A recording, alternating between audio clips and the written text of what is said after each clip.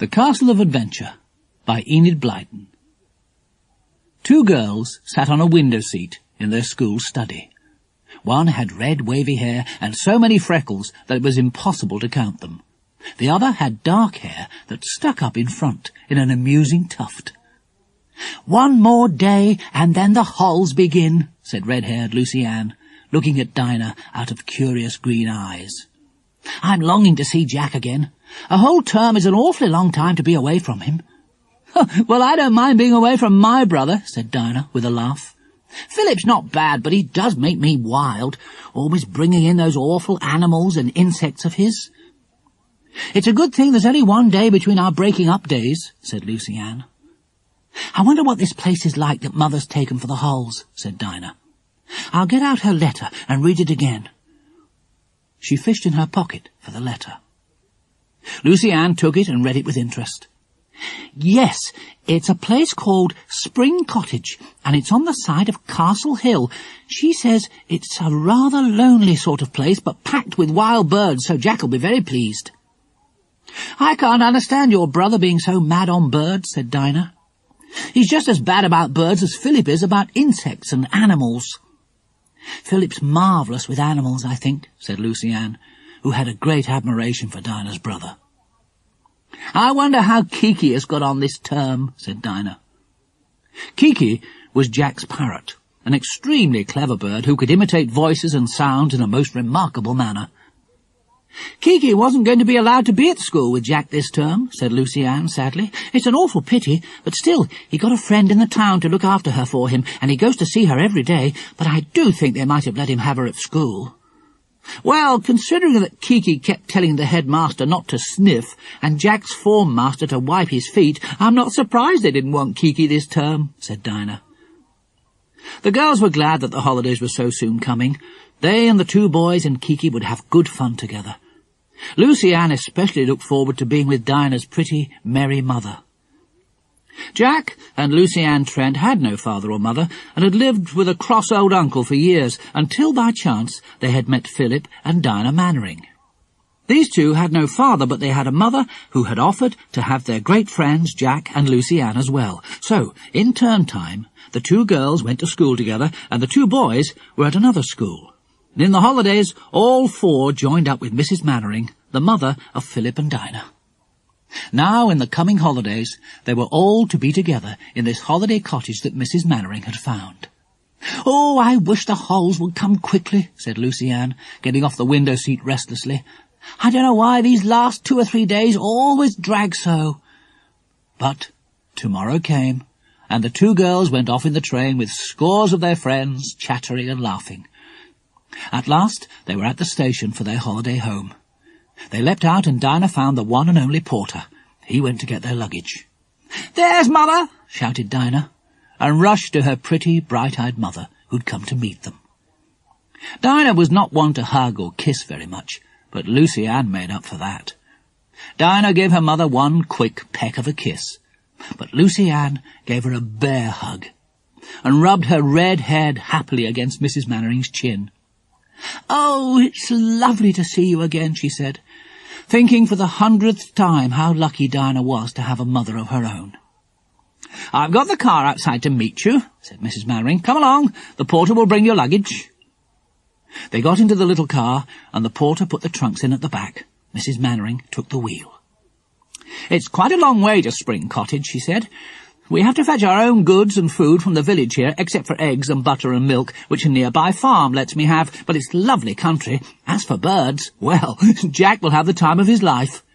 It's nesting time, too. He'll be thinking of nothing but eggs and nests," said Lucy Ann. The girls looked round them as Mrs. Mannering drove along. It certainly was lovely country. It was very hilly, and in the distance the hills looked blue and rather exciting. Lucy Ann gave a shout. "I say, look at that castle on top of the hill! Just look at it!" Dinah looked. It certainly was a most imposing and rugged old castle. It had a tower at each end, and its walls looked thick.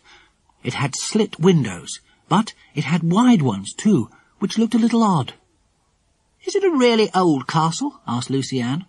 "No, not really," said Mrs. Mannering. Some of it's old, but most of it has been restored and rebuilt, so that it's a real mix-up. Nobody lives there now, it's shut up, and hasn't a very good name. Why? Did something horrid happen there once? Asked Dinah. I think so, said her mother, but I really don't know anything about it. You better not go up there anyway, because the road up to it has had a landslide or something and is very dangerous. They say that part of the castle is ready to slip down the hill. Oh, I hope it won't slip onto our cottage, said Lucy Ann, half scared. Mrs. Mannering laughed. Of course not. Look, there's our cottage, tucked away amongst those trees. It was a lovely little cottage, with a thatched roof and small leaded windows. The girls loved it the minute they saw it. Oh, Mother, we shall have a lovely time here. Won't the boys be thrilled? Said Dinah. That day and the morning of the next, the two girls spent in exploring their holiday home. Spring Cottage, said Dinah. It's a nice name for it, especially in the springtime. It's named because of the spring that runs down behind it, said her mother. The water starts somewhere up in the yard of the castle, I believe, runs down through a tunnel it's made for itself, and gushes out just above the cottage at the back. It runs through the garden then, and disappears down the hillside. The girls explored the spring. They found where it gushed out, and Dinah tasted the water. It was cold and crystal clear. She liked hearing the gurgling sound it made in the untidy little garden. She heard it all night long in her sleep, and loved it. Next day they went to the station to pick up the boys. Both the boys were hanging out of the window, waving and shouting, and the girls screamed greetings and capered about in delight. "There's Kiki!" shouted Lucy Ann. "Kiki! Good old Kiki!" With a screech, Kiki flew off Jack's shoulder and landed on Lucy Ann's. She rubbed her beak against the little girl's cheek and made a curious cracking noise. The boys jumped out of the carriage. Jack rushed to Lucy Ann and gave her a hug, which the little girl returned, her eyes shining.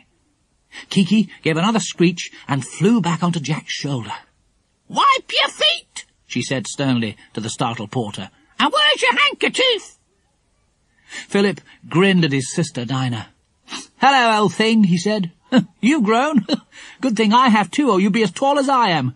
Hello, Lucy Ann. You haven't grown. Been a good girl at school?" "Don't talk like a grown-up," said Dinah. "Mother's outside in the car. Come and see her." The porter took their trunks on his barrow and followed the four excited children. Kiki flew down to the barrow and looked at him with bright eyes. "Attention, please," said Kiki sternly. "Open your books at page 6. Everyone laughed.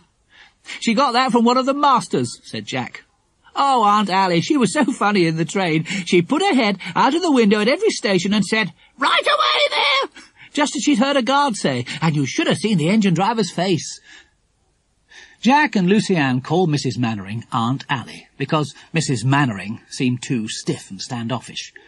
She liked both children very much, but especially Lucy Ann, who was far more gentle and affectionate than Dinah had ever been. "I say, this looks exciting country," said Philip, looking out of the car windows. "Plenty of birds here for you, Freckles, and plenty of animals for me." "Where's that brown rat you had this term?" said Jack, with a mischievous glance at Dinah. She gave a squeal at once. Philip began to feel about in his pockets, diving into first one and then the other, whilst Dinah watched him in horror, expecting to see a brown rat appear at any moment. "Mother, stop the car, let me walk," begged Dinah. "Philip's got a rat somewhere on him." Her mother stopped the car. Dinah fumbled at the door handle. "No, you stay in, Dinah," said her mother. "Philip, you get out, and the rat too." "Well, Mother, as a matter of fact, I left the rat behind at school," said Philip, with a grin. "I was just teasing Dinah, that's all." "Beast," said Dinah. "I thought you were," said his mother, driving on again. "Well, you nearly had to walk home, so just be careful. Now, what do you think of Spring Cottage?" The boys liked it just as much as the girls did, but it was the strange old castle that really took their fancy. Dinah forgot to sulk as she pointed it out to the boys. "We'll go up there," said Jack, "at once." I think not," said Mrs. Mannering. "I've just explained to the girls that it's dangerous up there."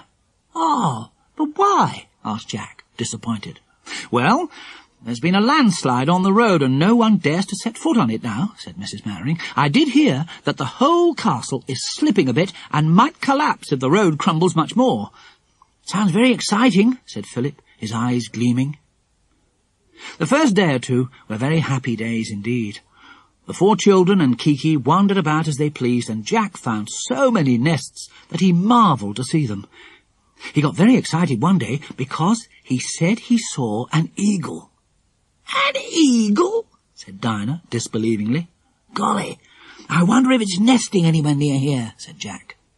"Well, I'm not going eagle nesting," said Dinah, firmly. "Anyway, Jack, you've found about 100 nests already. Surely that's enough for you without wanting to see an eagle's nest as well."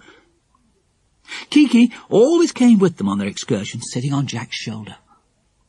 "We're not likely to have any adventures here," said Philip. "It's all so quiet and peaceful. The village folk have hardly a word to say, have they? They say, 'Ah, that's right,' to everything." "They're amazed by Kiki," said Dinah. "Oh, that's right," said Jack, imitating the speech of the villagers. Kiki immediately did the same. "I wish we could go up and explore that strange castle," said Dinah longingly, looking up to where it towered on the summit of the hill. "Mother says something horrid once happened there, but she doesn't know what." "We'll try and find out," said Jack promptly. "I expect people were killed there or something." "Ooh, how horrid. I don't want to go up there," said Lucy Ann at once. "Well, Mother said we weren't to anyhow," said Dinah. "She might let us go eagle nesting," said Philip, "and if our search took us near the castle, we couldn't very well help it, could we?" "We'd better tell her if we do go anywhere near," said Jack. "I'll ask her if she minds." So he asked her that evening. "Aunt Ellie, I believe there may be an eagle's nest somewhere on the top of this hill," he said. "You wouldn't mind if I tried to find the nest, would you?" "No, not if you're careful," said Mrs. Mannering. "But would your hunt take you anywhere near the old castle?" "Well, it might. But you can trust us not to fool about on any landslides, Aunt Ellie. We'll be very careful," promised Jack, delighted that Mrs. Mannering hadn't forbidden outright their going up the hill to the castle. He told the others, and they were thrilled. "We'll go up tomorrow, shall we?" said Jack. "I really do want to hunt about to see if there's any sign of an eagle's nest."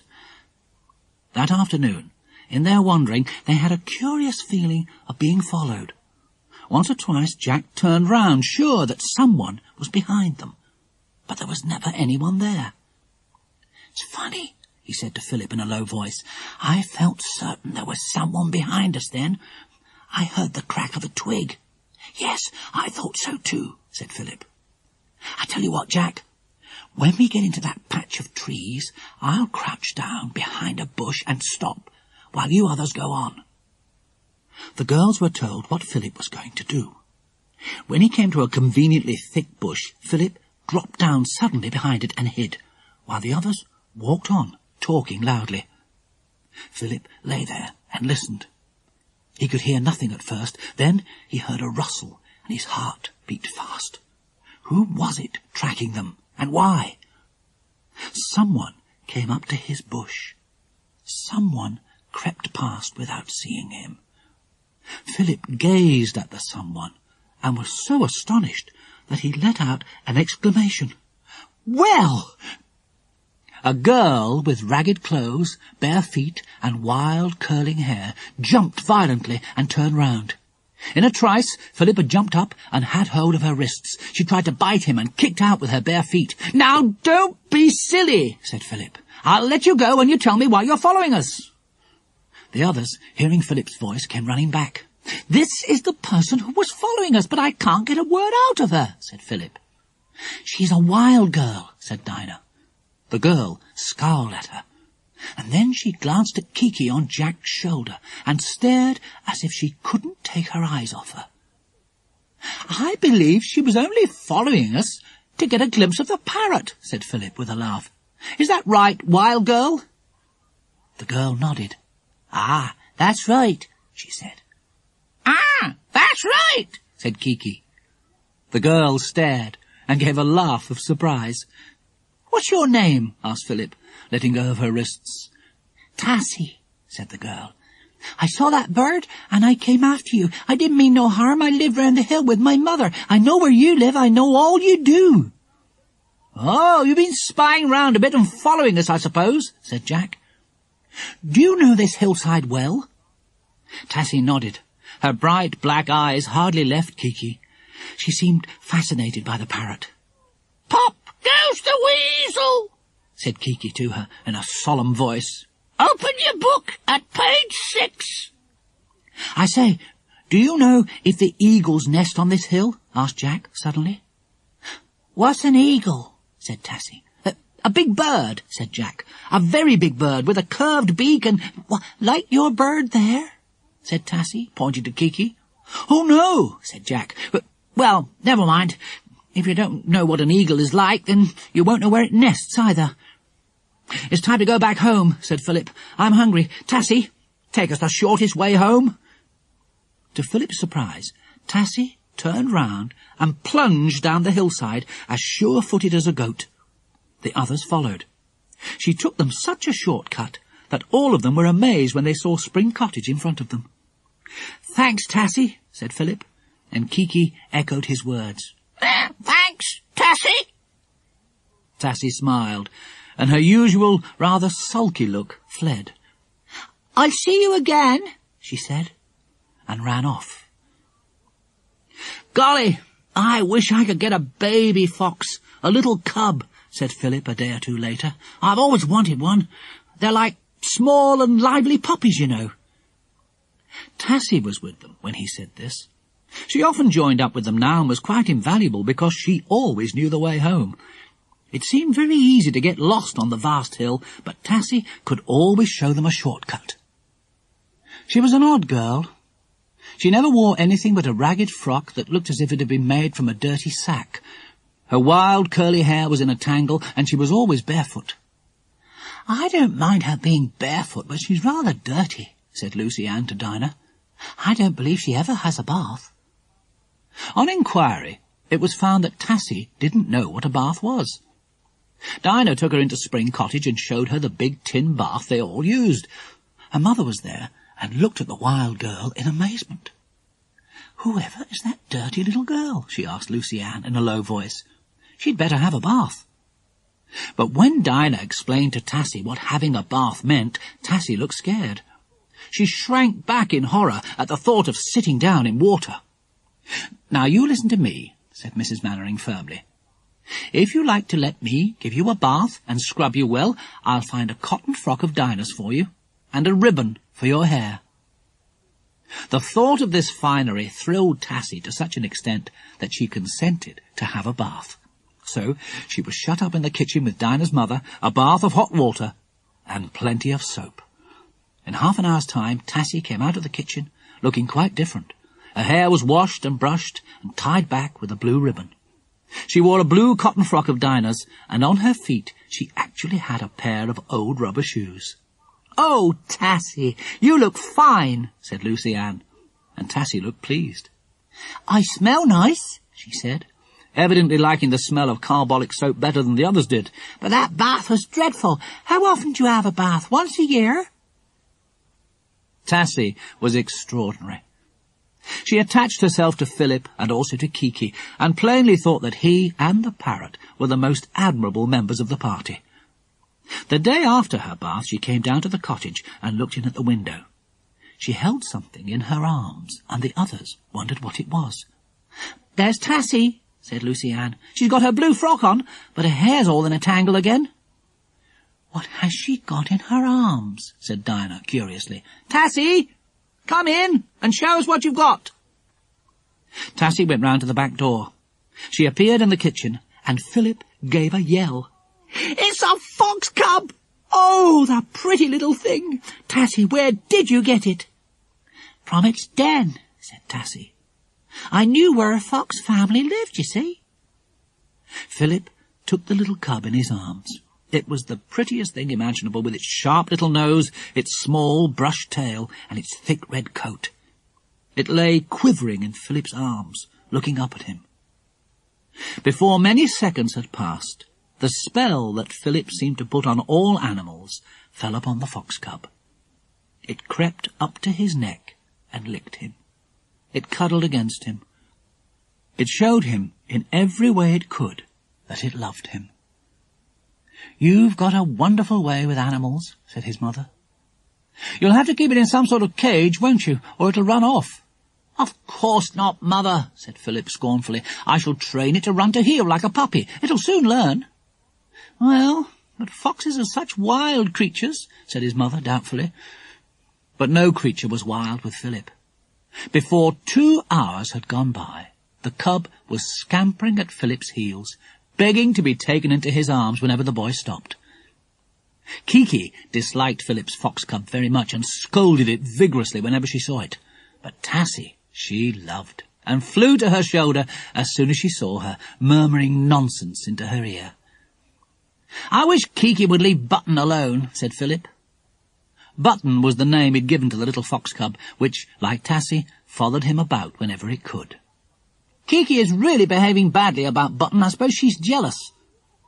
"How many times have I told you to wipe your feet?" Kiki demanded of Button.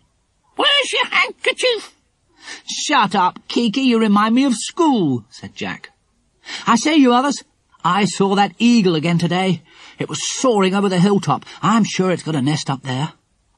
"Well, let's go up and find it," said Dinah. "I'm longing to have a squint at that old castle anyway." So, on the following afternoon they set off up the winding roadway, narrow and steep, just wide enough to take a cart. Tassy soon appeared from somewhere, still wearing the cotton frock, though it was now torn and dirty. She had the rubber shoes tied around her waist. It amused the children that she always brought them with her, although she never wore them. Tassy attached herself to Philip and Button. Kiki addressed a few amiable remarks to her, and then flew off over the rookery to startle the rooks with her realistic cawings. The children went on up the road. It was very hot that afternoon, and they panted and puffed as they climbed. "Why did we choose an afternoon like this to go up to the castle?" said Philip. Tassy stopped. "To the castle?" she said. "You can't go this way. The road up above is blocked. You can only get round the back now." "Well, we want to see what there is to be seen," said Philip. "I'd like to go right into the castle," said Jack. "No, no," said Tassy, her eyes widening as if she was scared. "Why not?" asked Jack. "It's empty, isn't it?" "No, it's not empty," said Tassy. "There are voices and cryings and the sound of feet. It's not a good place to go." "What's the old story about the castle?" asked Dinah. "Do you know it, Tassy?" It's said that a wicked man lived there once who got people to visit him in his castle, and they were never heard of again," said Tassy, speaking in a low voice as if she was afraid that the wicked man, whoever he was, might hear her.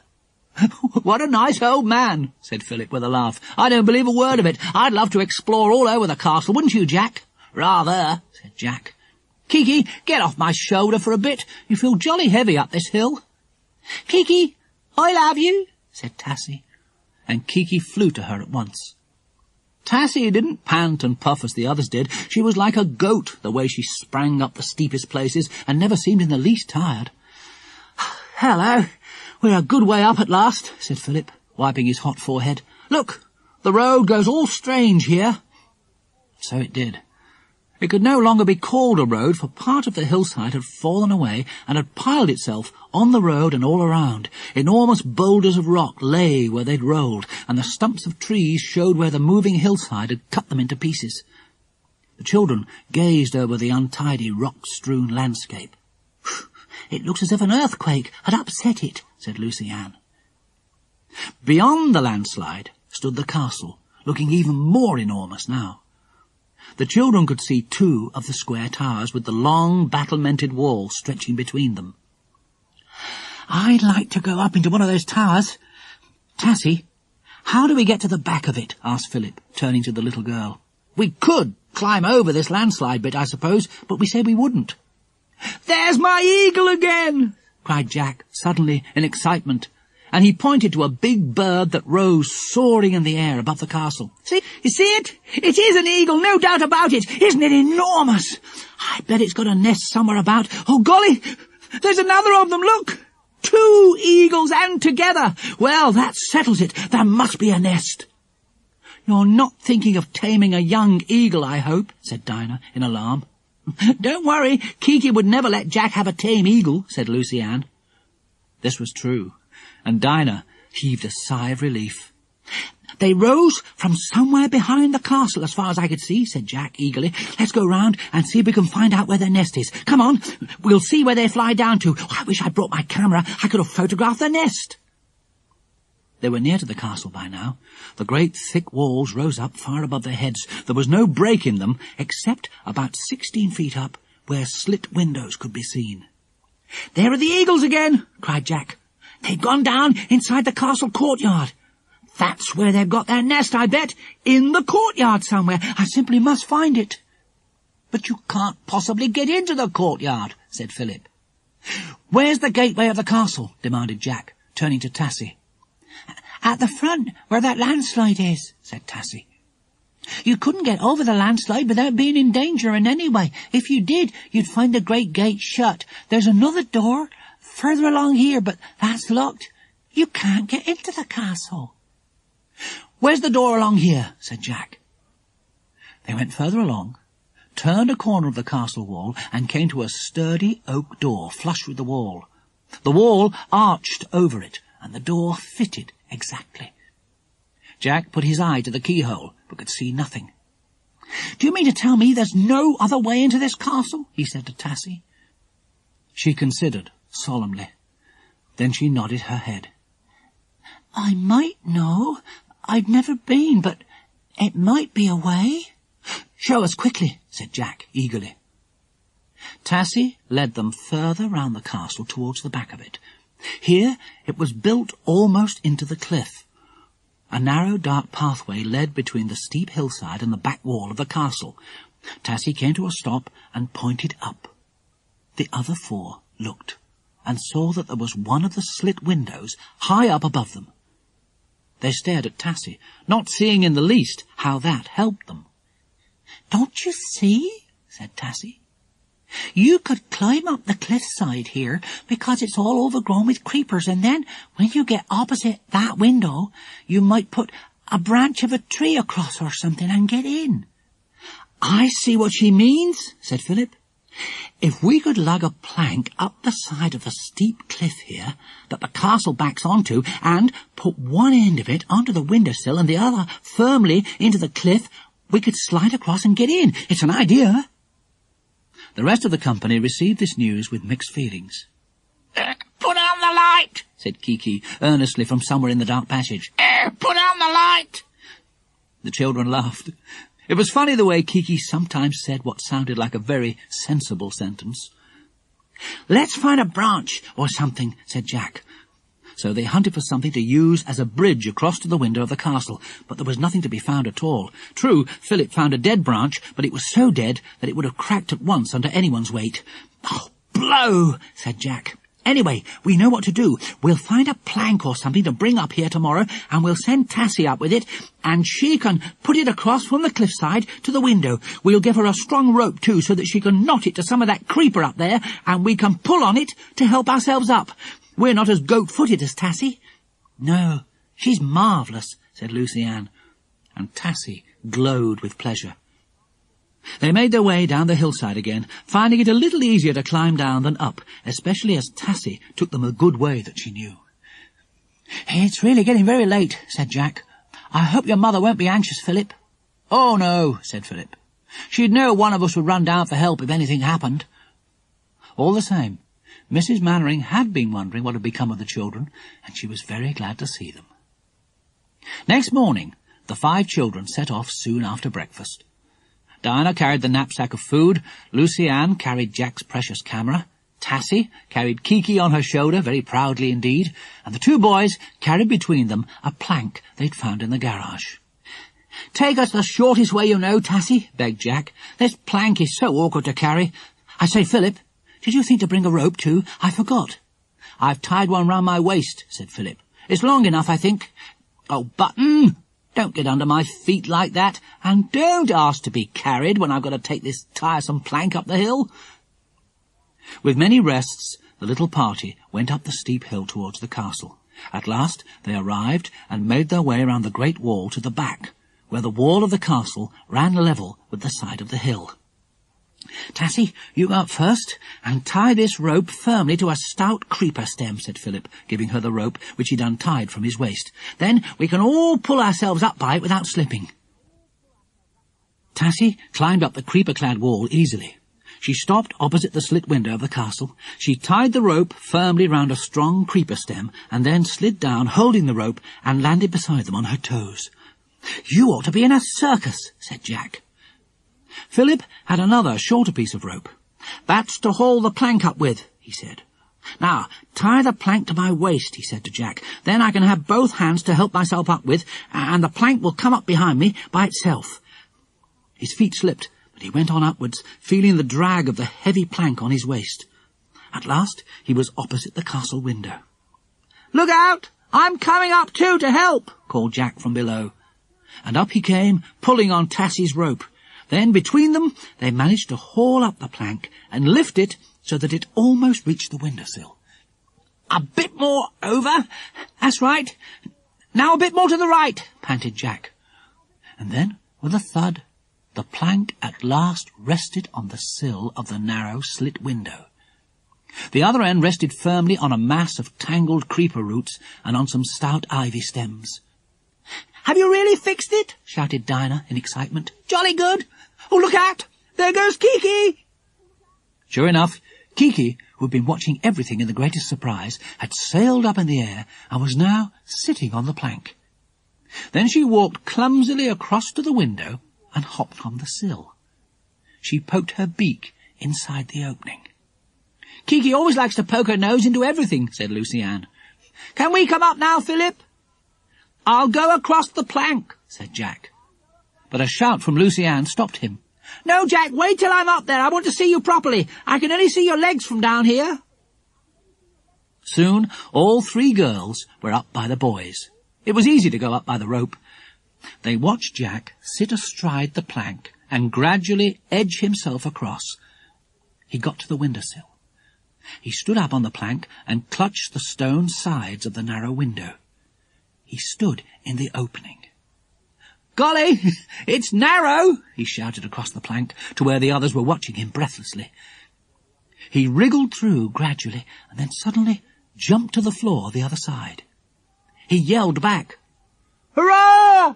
I'm through! Come on, everyone! I'm in a pitch-black room! We'll have to bring torches next time!" Dinah went next, helped by Philip. Jack helped her down the other side. Then came Tassy, then Lucy Ann, then Philip, who had as much difficulty as Jack in squeezing through. "Well, here we are," he said, "inside the Castle of Adventure."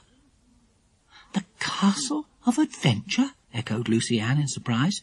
"What makes you say that? Do you think we shall have an adventure here?"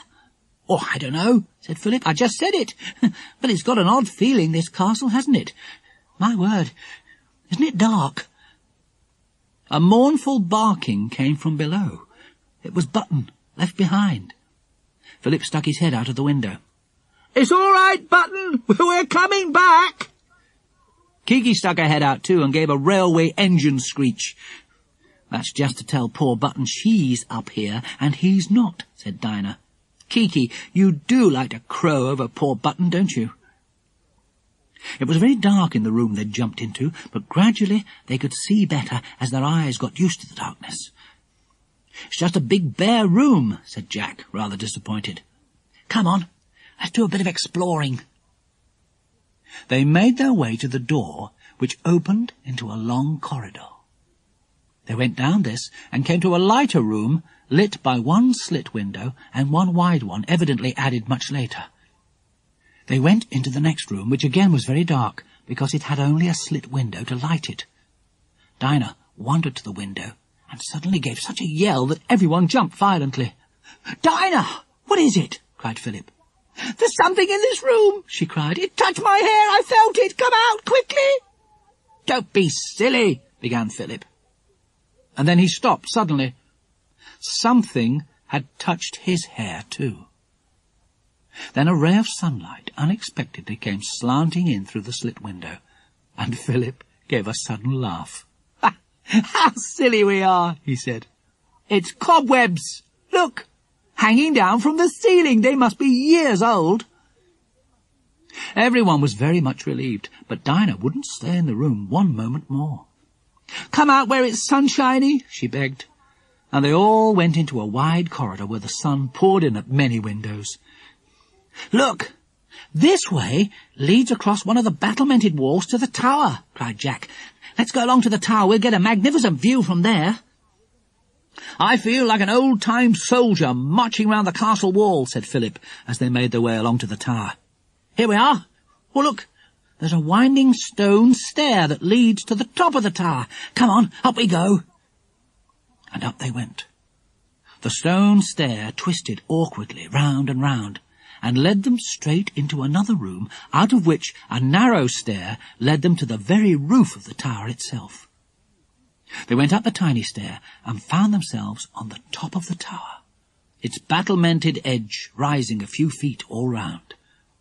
They all gasped and gazed down in silence. Not one of them had ever been so high up before, nor had they seen such a wide and magnificent view. "What a wonderful place this must have been for a lookout," said Philip.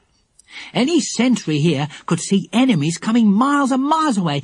Look, is that spring cottage right down there among those trees?" It was, looking like a doll's house halfway down the hill. "I wish we could bring Mother up here," said Dinah. "How she'd love this view." "Look, look! There are the eagles again," said Jack.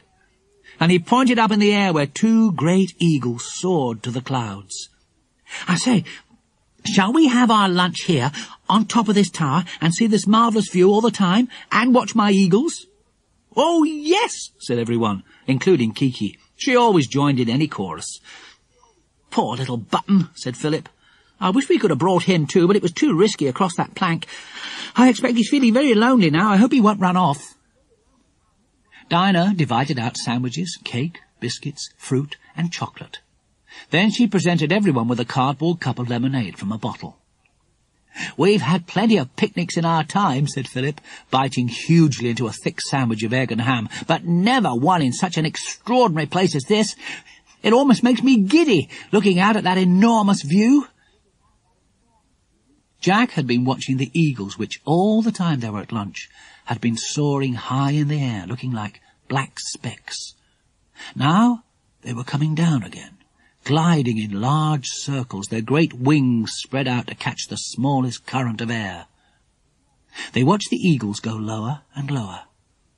Below them and behind them lay the inner courtyard of the castle. It was overgrown with grass and patches of heather. Gorse bushes grew there, and a few small birch trees. "I believe the eagles have their nest in that clump of trees over there in the corner of the courtyard," said Jack excitedly. "Shall we go and see?" "Are you sure they're not dangerous?" said Philip doubtfully. "They're awfully big birds, and I have heard stories of them attacking men." "Yes," said Jack. "Well, as soon as they fly off again, I'll go and look. Anyway, we might as well go down now and have a look round. Kiki, come here." Kiki flew to his shoulder and nibbled his ear gently, talking her usual nonsense. The children got up and went down the two stone stairways. "How do we get down to the courtyard?" wondered Philip. "We'll have to go back along the wall and into the castle itself, I suppose. There must be a stairway down to the rooms below." So back they went, and came to the main building of the castle again. They looked into room after room, all empty. Then at last they came to a very wide stone stairway that led down and down. They clattered down it and came into a big hall. It was dark. Something suddenly hurled itself against Philip's legs, and he leapt in fright, giving a loud exclamation. "What is it?" said Lucy Ann in a whisper. It was Button, the fox cub. "Now how in the world did he get to us?" cried Philip, picking the little creature up. "He must have found some hole, I suppose, and scrambled through it to find us. Button, you're a marvel. But my word, you did give me a fright." "Now, let's get into the courtyard and explore around a bit," said Jack. "Look out for the eagles, all of you." The children picked their way over the big, overgrown courtyard towards a towering piece of rock, clothed here and there with heather, that rose up at one end of the courtyard. "You girls stay down at the bottom of this crag," said Jack. "I'm going to climb up with Philip." The boys were just beginning to climb when a loud, yelping scream made them stop and clutch at one another in fright. The girls jumped violently. Button ran into the nearest rabbit hole and stayed there. Only Kiki seemed not to be frightened. "What was it, Jack?" whispered Lucy Ann. "Come back, don't go up there. The scream came from there." It came again, more loudly, a curious, almost yelping noise. Kiki cleared her throat to imitate it. She gave a remarkably good imitation of the scream and made everyone jump again. "Bad bird, naughty bird," said Jack fiercely in a low voice. Kiki looked at him. From her throat came the scream again, and, almost at the same moment, a great eagle, which must have been somewhere on the rocky crag, rose up in the air on enormous wings and soared over the little company, looking down in amazement to see who had made such a noise. And then, from the eagle's own throat, there came again the yelping scream the children had heard. "Gosh! It was the eagle screaming, that's all," said Jack in relief. "I've never heard one before. That shows their nest must be somewhere up there. Come on, Philip." The eagle didn't swoop down to the children, but glided above them, looking down. Its interest was centred on Kiki, who, feeling rather thrilled at having found such a good new noise, yelped again. The eagle answered and flew lower. Kiki went up to meet it, looking very small compared with the big eagle. "It is a golden eagle," said Lucy Ann. "Jack was right. Look at those golden feathers. Oh dear, I hope it doesn't come any lower." All the 5 children watched Kiki and the eagle.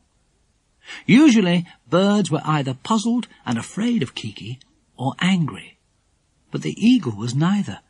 It seemed intensely interested, as if wondering how it was that this queer-looking little bird, so unlike an eagle, could make eagle noises. Finally, it flew upwards to a high rock on the crag and perched there, looking down in a very royal fashion. "Isn't it a magnificent bird?" said Jack in the utmost delight. "Fancy us seeing an eagle at close quarters like this."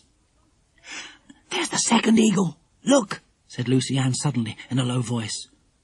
The children saw the other eagle rising up into the air from the crag, evidently curious to see what was happening. It soared upwards, spreading out its strong pinions like fingers, its wing-tips curving up as it went. And then, quite suddenly, the first eagle, tired of Kiki, flapped its enormous wings and joined its mate. "You ought to have snapped that eagle sitting on the crag," said Philip. Jack gave an exclamation of annoyance. "Oh, blow! I never even thought of my camera. I was so absorbed in watching the birds. What marvellous pictures I could take." The 2 birds were now only specks in the sky, for they'd soared up to an immense height. "It'd be a jolly good chance to explore this crag for their nest while they're safely up there," said Jack. The boys began to climb up again. It was fairly stiff going, for the little crag was steep and rocky. Its top was almost as high as the nearby tower. On the western side, well hidden in a little hollow, Jack found what he wanted: the eagle's nest. "Look," he said, "look!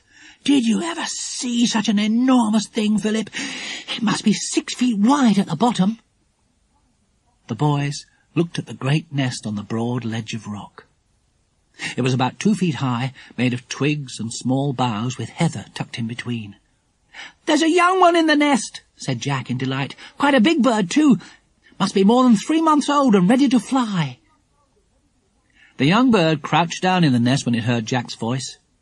It was already so big that Philip would hardly have known it was a nestling.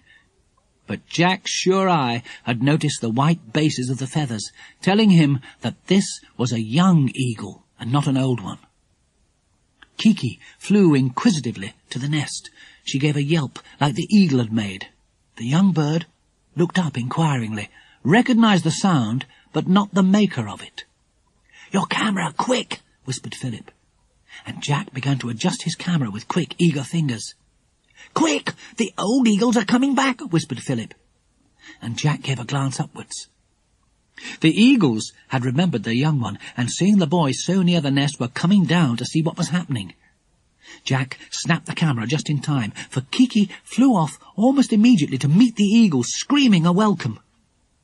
"We'd better get down now," said Philip, thinking that the two old eagles looked pretty fierce. "My word, I wish we could take pictures of the young one learning to fly. It looks as if it'll take off from the nest any day now." With the two eagles gliding not far above them, the boys climbed down as hastily as they could. "Did you get a snap?" asked Lucy Ann eagerly, and Jack nodded. He looked excited. "I shall have to come back again," he said. "Do you know, I might get finer close-up pictures of eagles than anyone has ever got before. Think of that. I'd make a lot of money out of them, I dare say, and I'd have them in all kinds of nature magazines." "Oh, Jack, do take some more pictures then," said Lucy Ann, her eyes shining. "I'd have to almost live up there to take good ones," said Jack. "It's no good just coming up on the off chance. If only I could spend a few days here, I could make a hide, you know, and—" "What's a hide?" asked Tassy, speaking for almost the first time that morning.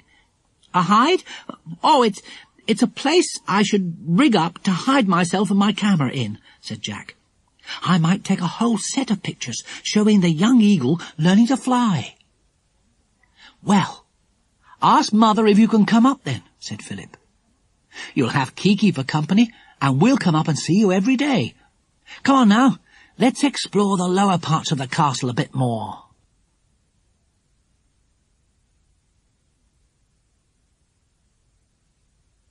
So they made their way back across the yard into the lower parts of the great building, expecting to see the same vast empty rooms there as they'd seen above. But what a surprise they got.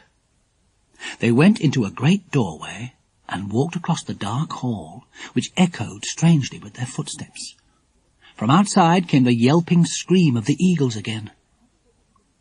"I expect it was the screams of the eagles that the villagers heard year after year up here," said Jack, as he made his way to a stout door that led off the hall.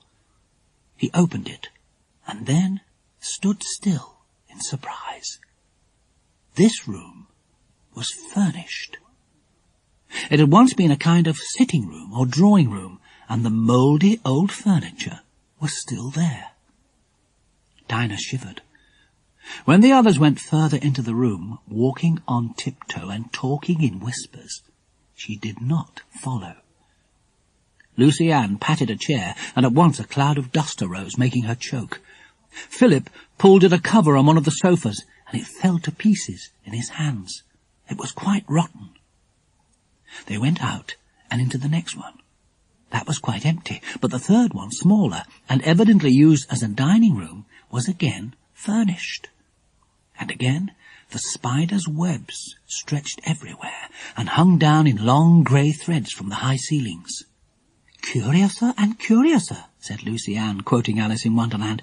"Why have these rooms been left like this?" "I expect the wicked old man Tassy told us about just lived in a few rooms, and these were the ones," said Jack. "Maybe he went away, meaning to come back, and never did, and nobody dared to come here, or perhaps nobody even knew that the rooms had been left furnished. It's a mystery." The little fox cub went sniffing all round the rooms, raising clouds of dust and choking now and again.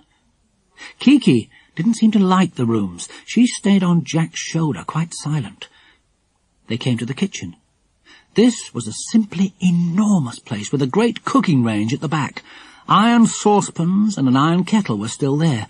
Philip tried to lift one, but it was immensely heavy. "Cooks must have had very strong arms in the old days," he said. "Look! Is that a pump by the old sink? I suppose they had to pump their water up." They crossed over to the sink.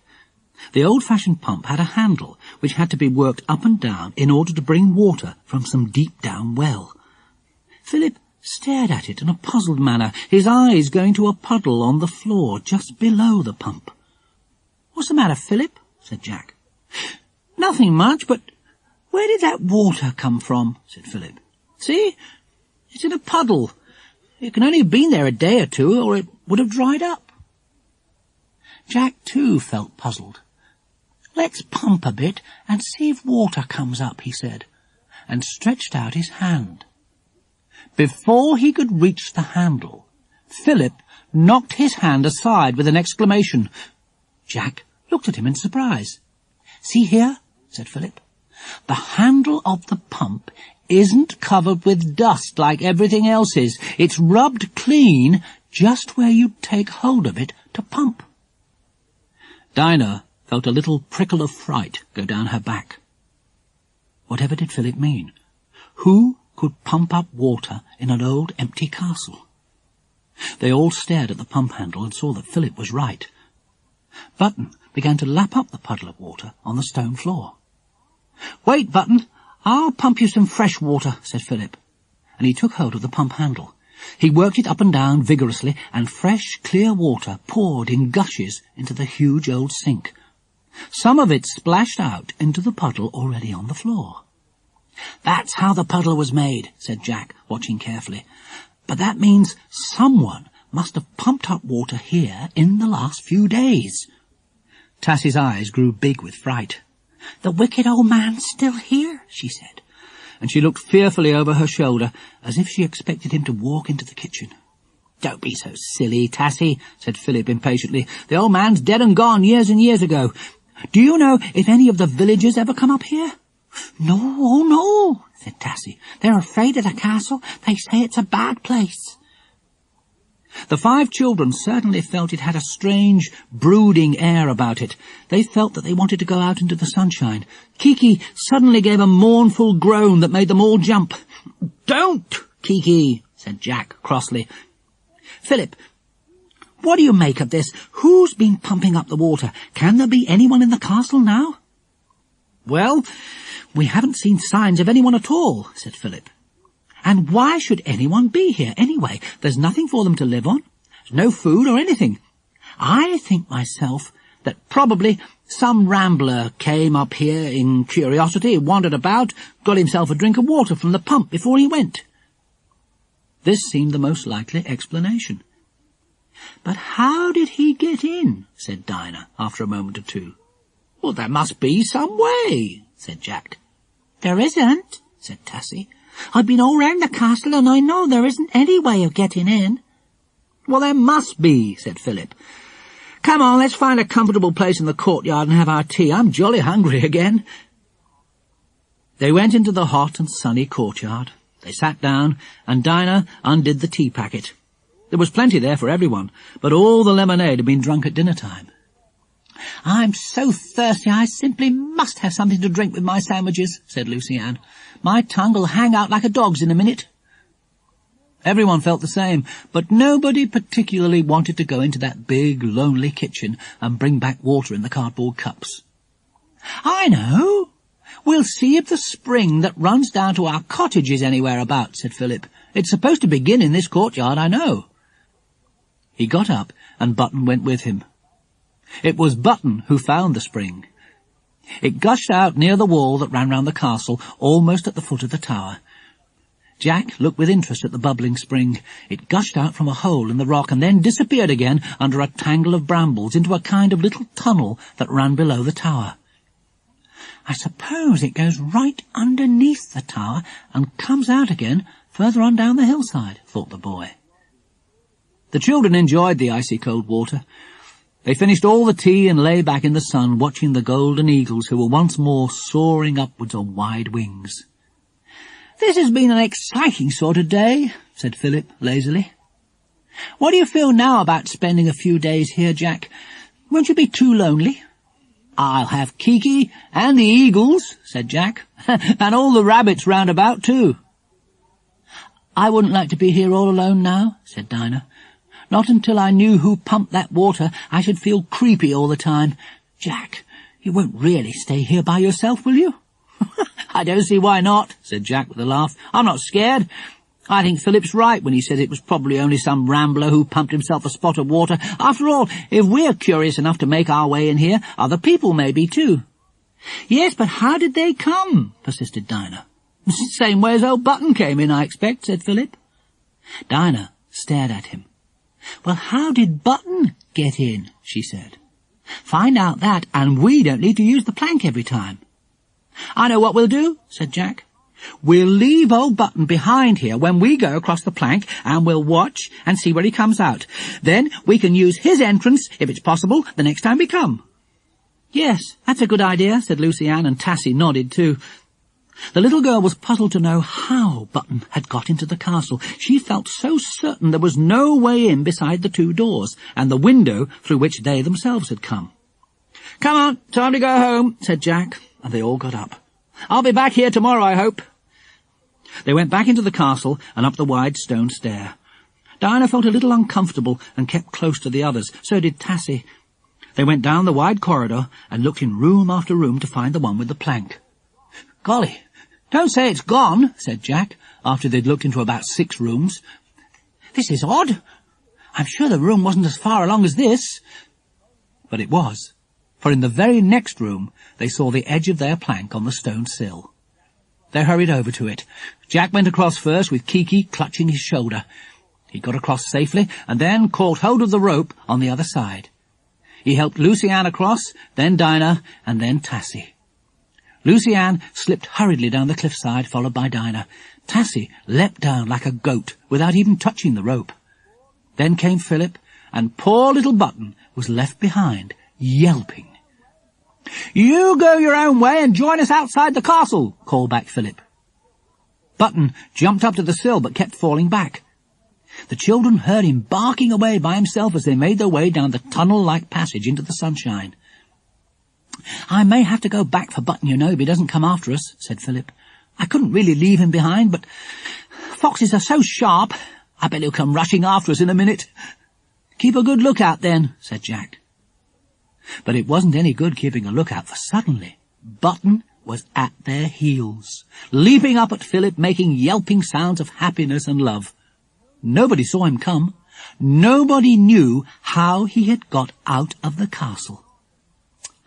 How annoying, said Jack with a laugh. Button, how did you get out?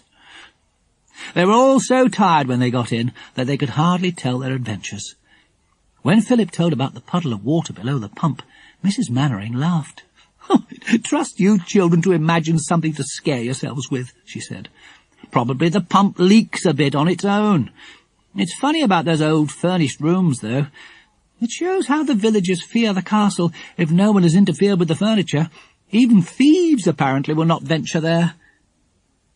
Mrs. Mannering was intensely interested in the golden eagles. She and Philip and Jack talked about them till darkness fell. Mrs. Mannering was quite willing for Jack to try and take pictures of the young eagle with its parents. If only you could make a good hide, she said, and get the birds used to it, so that you can lie there and take what pictures you please. It would be marvellous. Philip's father used to do things like that. Can I go with Jack, please, Auntie Allie? Asked Lucy Ann, who couldn't bear to let Jack go off by himself for even a day or two. No, you can't, Lucy Ann. You can come up each day and bring me food if you like, said Jack, as he saw Lucy Ann's disappointed face. And I can always signal to you from the tower. You know, we could see this house from the tower, so of course you can see the tower from this house. Oh, yes, you signal good night to us each night, said Lucy Ann, cheering up. That'll be fun. I shall look at the tower when I wake and know you're there. I'll wave a white hanky from my window when I see you waving one. Tassy couldn't imagine how anyone could possibly dare to sleep alone in the old castle. She thought Jack must be the bravest boy in the world. Time for you to go home, Tassy, said Mrs. Mannering. Go along. You can come back tomorrow.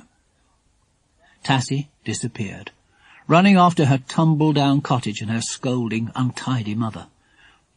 The others helped Mrs. Mannering to clear the supper away, and the two girls washed up, half asleep. They went to bed, to dream of the old deserted castle, of strange cobwebby rooms, high towers, screaming eagles, and a puddle on the floor below the pump. That's really a puzzle, said Philip to himself as he fell asleep. But I'm too tired to think about it now. The next day was rainy. Great clouds swept over the hillside, making it misty and damp. Blow, said Jack. I did want to go up to the castle today. I feel that young eagle may fly at any time now, and I don't want to miss its first flight. Have you got plenty of films for your camera? Asked Philip. Well, it wouldn't be much good wanting them if I hadn't got enough, said Jack. I couldn't buy them in that tiny village. There's only one shop. You could take the train and go off to the town, said Mrs. Mannering. Why don't you do that, instead of staying here cooped up all day? I can see Dinah is longing to squabble with someone. Dinah laughed. Yes, it would be fun to take the train and go off shopping, she said. Let's do it. So they put on Macs and sou'westers and hurried to catch the train. It was 20 miles to the nearest town. It took the train a whole hour to get there. The children had left the train and were walking down the street when suddenly a voice hailed them and made them jump. Hello, hello. Whoever would have thought of seeing you here? The children turned round at once, and Kiki let out a delighted squawk. Bill Smugs! Cried the children, and ran to the ruddy-faced, twinkling-eyed man who had hailed them. Lucy Ann gave him a hug, Dinah smiled in delight, and the two boys banged Bill Smugs on the back. Bill Smugs was not his real name. It was a name he'd told the children the year before, when they'd come across him trying to track some clever forgers. Come and have lunch with me, said Bill Smugs. Or have you any other plans? I really must know what you're doing here. I thought you were at home for the holidays. What are you doing here? Asked Philip. On the track of forgers again? I bet you're on some sort of exciting job. Maybe, maybe not, said Bill, smiling. Come on, we'll go to this hotel. It looks about the best one this town can produce. It was an exciting lunch. Bill Smugs was an exciting person. They talked eagerly about the thrilling adventures he'd had with them the year before. Oh, yes, that certainly was an adventure, said Bill, helping himself to apple tart and ice cream. And now, as I said before, you really must tell me what you're doing in this part of the world. The children told him, interrupting each other in their eagerness, especially Jack, who was longing to tell him every detail about the eagles. Bill listened and ate solidly, giving Kiki titbits every now and again. What a pity you're 20 miles away or more, said Bill. I'm stuck here in this district for a time. I'm afraid I can't leave. But if I can, I'll come over and see you. Maybe your mother would put me up for a day or two, then I can come up to this wonderful castle of yours and see the eagles. Oh, yes, do come, they all cried. We aren't on the telephone, added Philip, but never mind, just come. We're sure to be there. Come at any time. Right, said Bill. I might be able to slip over next week. Can't tell you any more, I'm afraid, but if I don't make any headway with what I'm supposed to be doing, I'll have a break. Come along to see you and your nice mother. Give her my kind regards and say Bill Smugs will come and pay his respects if he possibly can. We'll have to go, said Jack, regretfully looking at his watch. There's only the one train back and we've got a bit of shopping to do. Goodbye, Bill. It's been grand to bump into you like this. Goodbye. See you soon, I hope, said Bill. And off they ran to catch their train. Mrs. Mannering was delighted to hear that they had by chance met Bill Smugs again, for she felt very grateful to him for the help he'd given the children in their amazing adventure the year before. If he comes, I'll sleep in with you girls, and he can have my room, she said. Good old Bill. It'll be nice to see him again. He must lead an interesting life, always hunting down criminals and wicked people. I bet he'd have been after the wicked old man who used to live in the castle, said Lucy Ann. It'll be fun taking him up there, Jack. I hope it won't be raining again tomorrow. Luckily, it was fine. The sun rose out of a clear sky, and not even the smallest cloud showed itself. We'll all come up with you, Jack, said Philip, and help you carry what you want. You'll need a couple of thick rugs and some food, a candle or two, and a torch, and your camera and films, of course. Carrying various things, the little party set off once more.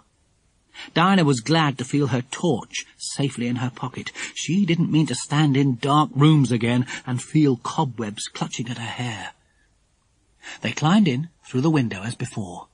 Button again appeared in the courtyard from somewhere, though still no one knew where. Kiki flew to the crag on which the eagles had their nest, yelping her eagle scream in what was plainly meant to be a kindly greeting. The startled eagles rose up in surprise, and then, seeing the strange and talkative bird again, circled round her. Quite clearly, they didn't mind her in the least. It wasn't long before Jack climbed up to see if the young eagle was still in the nest. It was. He looked around for a place to make a good hide-in. There was one spot that looked ideal. It was a thick gorse bush, almost on a level with the eagle's ledge.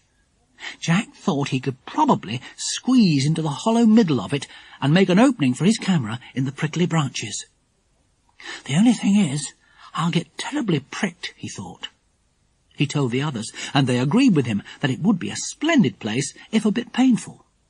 "You'll have to wrap this rug round you," said Lucy Ann, holding up the thick rug she'd brought.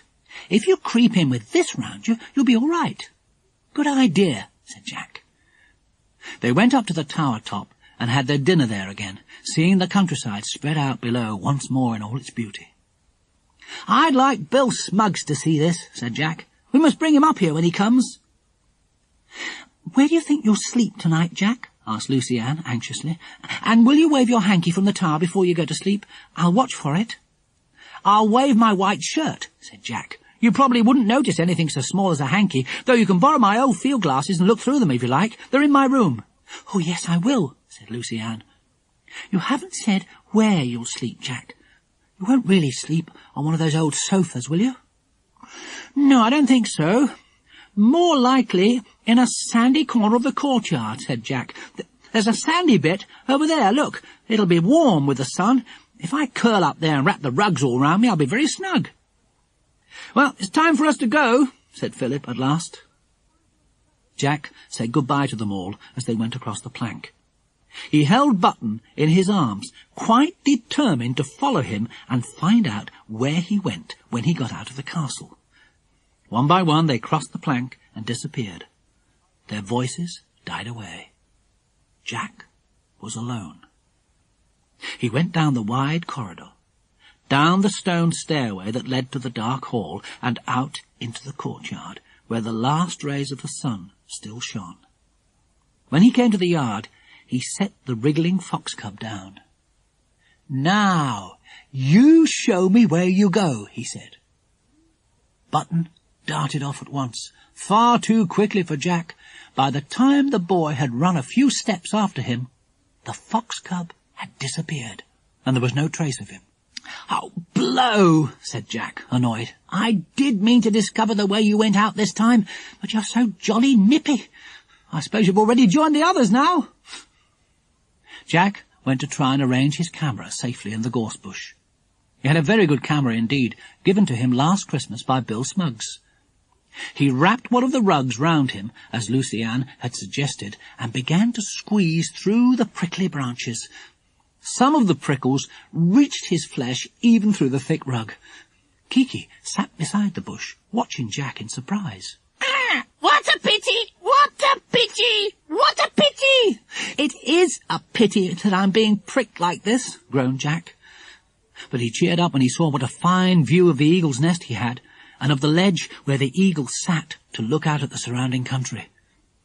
By making an opening in the bush on the side where the nest was, he managed to point his camera in exactly the right direction, and lodged it very firmly on its tripod legs. He looked through it to see what kind of a picture he would get. "Perfect," thought the boy joyfully. "I won't take one now because the light is awkward, but tomorrow morning would be exactly right. Then the sun will be just where I want it." The boy read a book until daylight faded. Then he remembered about waving his shirt from the tower, so up he went, hoping he hadn't left it too late for Lucy Ann to see. He stood on the top of the tower and stripped off his white shirt. Then he waved it gaily in the strong breeze there, looking down on the cottage far below as he waved. And from the topmost window there came a flash of white. Lucy Ann was waving back. "He's just waved," she called to Dinah, who was undressing. "I saw the white shirt. Oh, good. Now I know he's all right, and will soon be curling himself up to go to sleep." "Why you must fuss so about Jack, I don't know," said Dinah, jumping into bed. "I never fuss about Philip. You're silly, Lucy Ann." "I don't care," thought Lucy Ann, as she settled down in bed. "I'm glad to know Jack is safe. Somehow I don't like him being all alone in that horrid old castle." Jack went down the stone stairways of the tower, whistling softly. Kiki whistled with him. If it was a tune she knew, she would whistle it all through with Jack. They came into the old courtyard. There was no sign of the eagles. They were probably roosting now, but at Jack's coming there was a general scurrying all around the yard. "Rabbits!" said Jack in delight. "Golly! What hundreds of them!" He went over to the soft sand, taking with him the thick rugs and a packet of chocolate biscuits. He curled himself up and lay there watching the rabbits creeping out of their holes again. "I bet the eagles catch a good few of those rabbits," thought Jack, suddenly feeling sleepy. He finished his last biscuit, pulled the rugs more closely around him and went to sleep. What woke Jack, he never knew, but something woke him with a jump. He sat up, and Kiki awoke too, giving an annoyed little squawk. "I wonder what woke me," thought Jack, looking round the shadowy yard. He listened intently, but he could hear nothing save the hoot of an owl on the hillside. He glanced up at the tower from which he'd waved his white shirt, and suddenly stiffened in surprise. Surely that was a light he saw flash there. He stared intently, waiting for it to come again. It had seemed rather like the sudden flash of a torch, but it didn't come again. It seemed rather weird. Jack wondered what to do. He didn't really feel inclined to get up and find out what the flash was, if it had been a flash. He was beginning to doubt that it was now. If only it would come again, he would know. Warning Kiki to be quiet, he made his way very carefully across the yard to the entrance of the castle, keeping in the blackest shadows. The feel of Kiki's feet on his shoulder was somehow very comforting. He went into the vast hall and listened. There was not a sound to be heard. He switched on his torch, cautiously covering it with his handkerchief. The hall was empty. Jack went up the wide stone stairway and found his way to the wall that led to the tower. He walked quietly along it, keeping close to one edge, and soon came to the tower. "Shall I go up or not?" wondered the boy. "I don't want to in the least. If there's anyone there, they can't be up to any good. Did I imagine that flash?" He screwed up his courage and stole up the tower stairway. There was no one in the tower room. He crept up the stairway that led to the very top and put his head carefully out. The moon's light was enough to show him that there was nobody there either. "Well, I just must have imagined it," thought the boy. "How silly of me. I'll go back to bed again." Down he went once more, Kiki still on his shoulder. As he came into the wide hall, he suddenly stopped still. He had heard a sound. What could it be? It sounded like a muffled clanking, and then, surely, that was the splash of water. "Is it somebody in the kitchen? Somebody getting a drink of water again?" wondered Jack, feeling a prickle of panic go down his back. "Golly, I don't like this. I wish the others were here." Then, overcome by fear, he fled out of the hall and into the moonlight yard, keeping in the shadows. He was trembling. In a minute or two, he was ashamed of himself. "Why am I running away?" he thought. "This won't do. Just to show myself that I'm no coward, I'll walk into that kitchen and see who's there. It's a tramp, I expect, who knows the way in. He'll be far more frightened to see me than I shall be to see him." Boldly, but very quickly, the boy went back into the dark, brooding castle. Through the hall he went, and made his way softly to the kitchen entrance. He slipped inside the doorway, and then went behind the door where he waited, listening and watching to see if any light was shown. But there was dead silence. There was no clank of the pump, there was no splash of water. Jack waited for 2 or 3 minutes, with Kiki perfectly silent. He couldn't even hear anyone breathing. The kitchen must be empty. "I'll switch on my torch very quickly, flash it round the kitchen, and see if there's anyone standing quietly there," he thought. "I can easily run out of the door if there is." So he took his torch from his pocket and suddenly pressed down the switch. He flashed it to the sink where the pump stood. There was no one there. He flashed it all around the kitchen. It was quite empty. There was no sign of anyone at all. Jack heaved a sigh of relief. He went across to the sink and examined the floor beside it. There was, again, a puddle there. But was it a freshly made one from the sink splashes? Or was it the same one they themselves had made when they used the pump? Jack couldn't tell. "It's a puzzle," he said to Kiki in a whisper. "I suppose the clank and splashing were all my silly imagination. I was frightened, and people always imagine things then. I imagined that flash in the tower, and I imagined the clanking noise and the splashing. Kiki, I'm as timid as Lucy Ann. I really am." Still feeling a bit puzzled, but rather ashamed of all his fears and alarms, Jack went back to his bed in the courtyard. It seemed uncomfortably hard now. Also, he was a bit cold. He pulled the rugs round him and tried to get comfortable. He shut his eyes and told himself to go to sleep. The moon seemed to have gone now, and everything was pitch black. Whatever he heard or saw, Jack was determined he was not going to leave his bed again that night. At last he fell asleep, just as the dawn was making the eastern sky silvery. He didn't see it turn gold and pink, nor did he see the first soaring flight of the two eagles. He slept soundly, and so did Kiki. But she awoke at the first yelping scream of one of the eagles and answered it with one of her marvellous imitations. That woke Jack with a jump, and he sat up. Kiki flew off his shoulder, waited till he called her, and flew back again. Jack rubbed his eyes and yawned. "Oh, I'm hungry," he said to Kiki. "Are you?" Kiki scratched her beak with one of her feet and looked at Jack. What a pity! What a pity!" she remarked. "Yes, I think it was a pity we disturbed ourselves too much," said Jack. "I was an idiot, Kiki. Now that it's broad daylight and I'm wide awake, I begin to think I must have dreamt or imagined all that happened in the night. Not that anything much did happen anyway." Kiki listened with her head on one side. Jack unwrapped himself from the rug. "I tell you what, Kiki, we won't either of us mention that flash in the tower or that mysterious clanking or splashing we thought we heard, see? The others would only laugh at us, and Lucy Ann and Tassy might be frightened. I'm sure it was all my imagination." After he'd had his breakfast, Jack went to his hide. He wrapped the thickest rug round him and crawled in through the prickly stems of the gorse. Kiki remained outside this time. When he was in the hollow centre of the bush, Jack examined his camera to make sure it was all right. It was. He looked through the shutter to see if he had it trained exactly on the nest. "Perfect," he thought. "That young eagle appears to be asleep. I might get a good picture when it wakes up. I suppose the other birds are soaring miles high into the sky."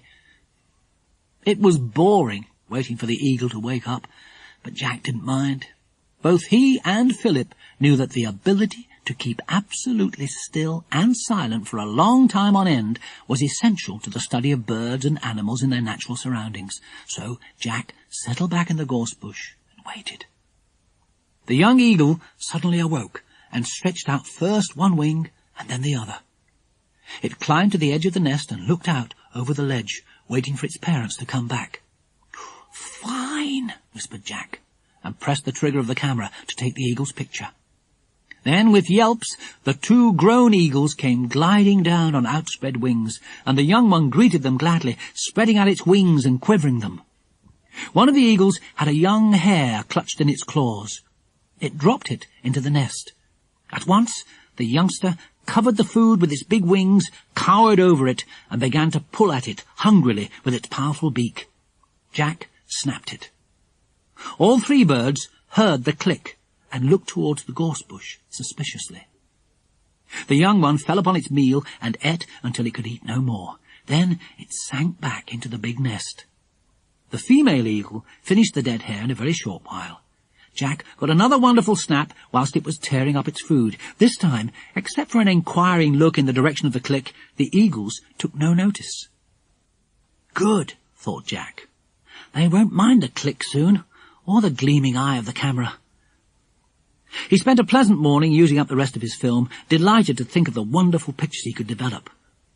Kiki suddenly gave a most excited squawk, making the two grown eagles rise in the air in alarm. She flew into the air and made for the wall that ran round the courtyard. Jack, peering through the back of his hiding place, saw her fly right over the wall and disappear. Now where's she gone, he thought. I was just going to take a picture of her and the two eagles together. Kiki was gone for about half an hour before Jack saw her again. Then she came into the courtyard on Tassy's shoulder. She had heard the other children coming up the hillside and had flown to meet them. They had got into the castle in the usual way and were now looking for Jack. The eagles soared into the air when they heard the children coming towards their crag. Jack gave a hail from the inside of his hide. "I'm here! Hello, it's good to see you. Wait a sec and I'll be out." He crawled out with the rug round him and went down to the others. Lucy Ann eyed him anxiously and was relieved to see him looking cheerful and well. "We brought a fine dinner," said Philip. "Mother managed to get some cooked ham and a big fruit cake in the village." "Oh, good," said Jack, realising he was terribly hungry. "We've got some ginger beer too," said Dinah. "Where shall we have our dinner, on top of the tower again, or where?" Here, I think," said Jack.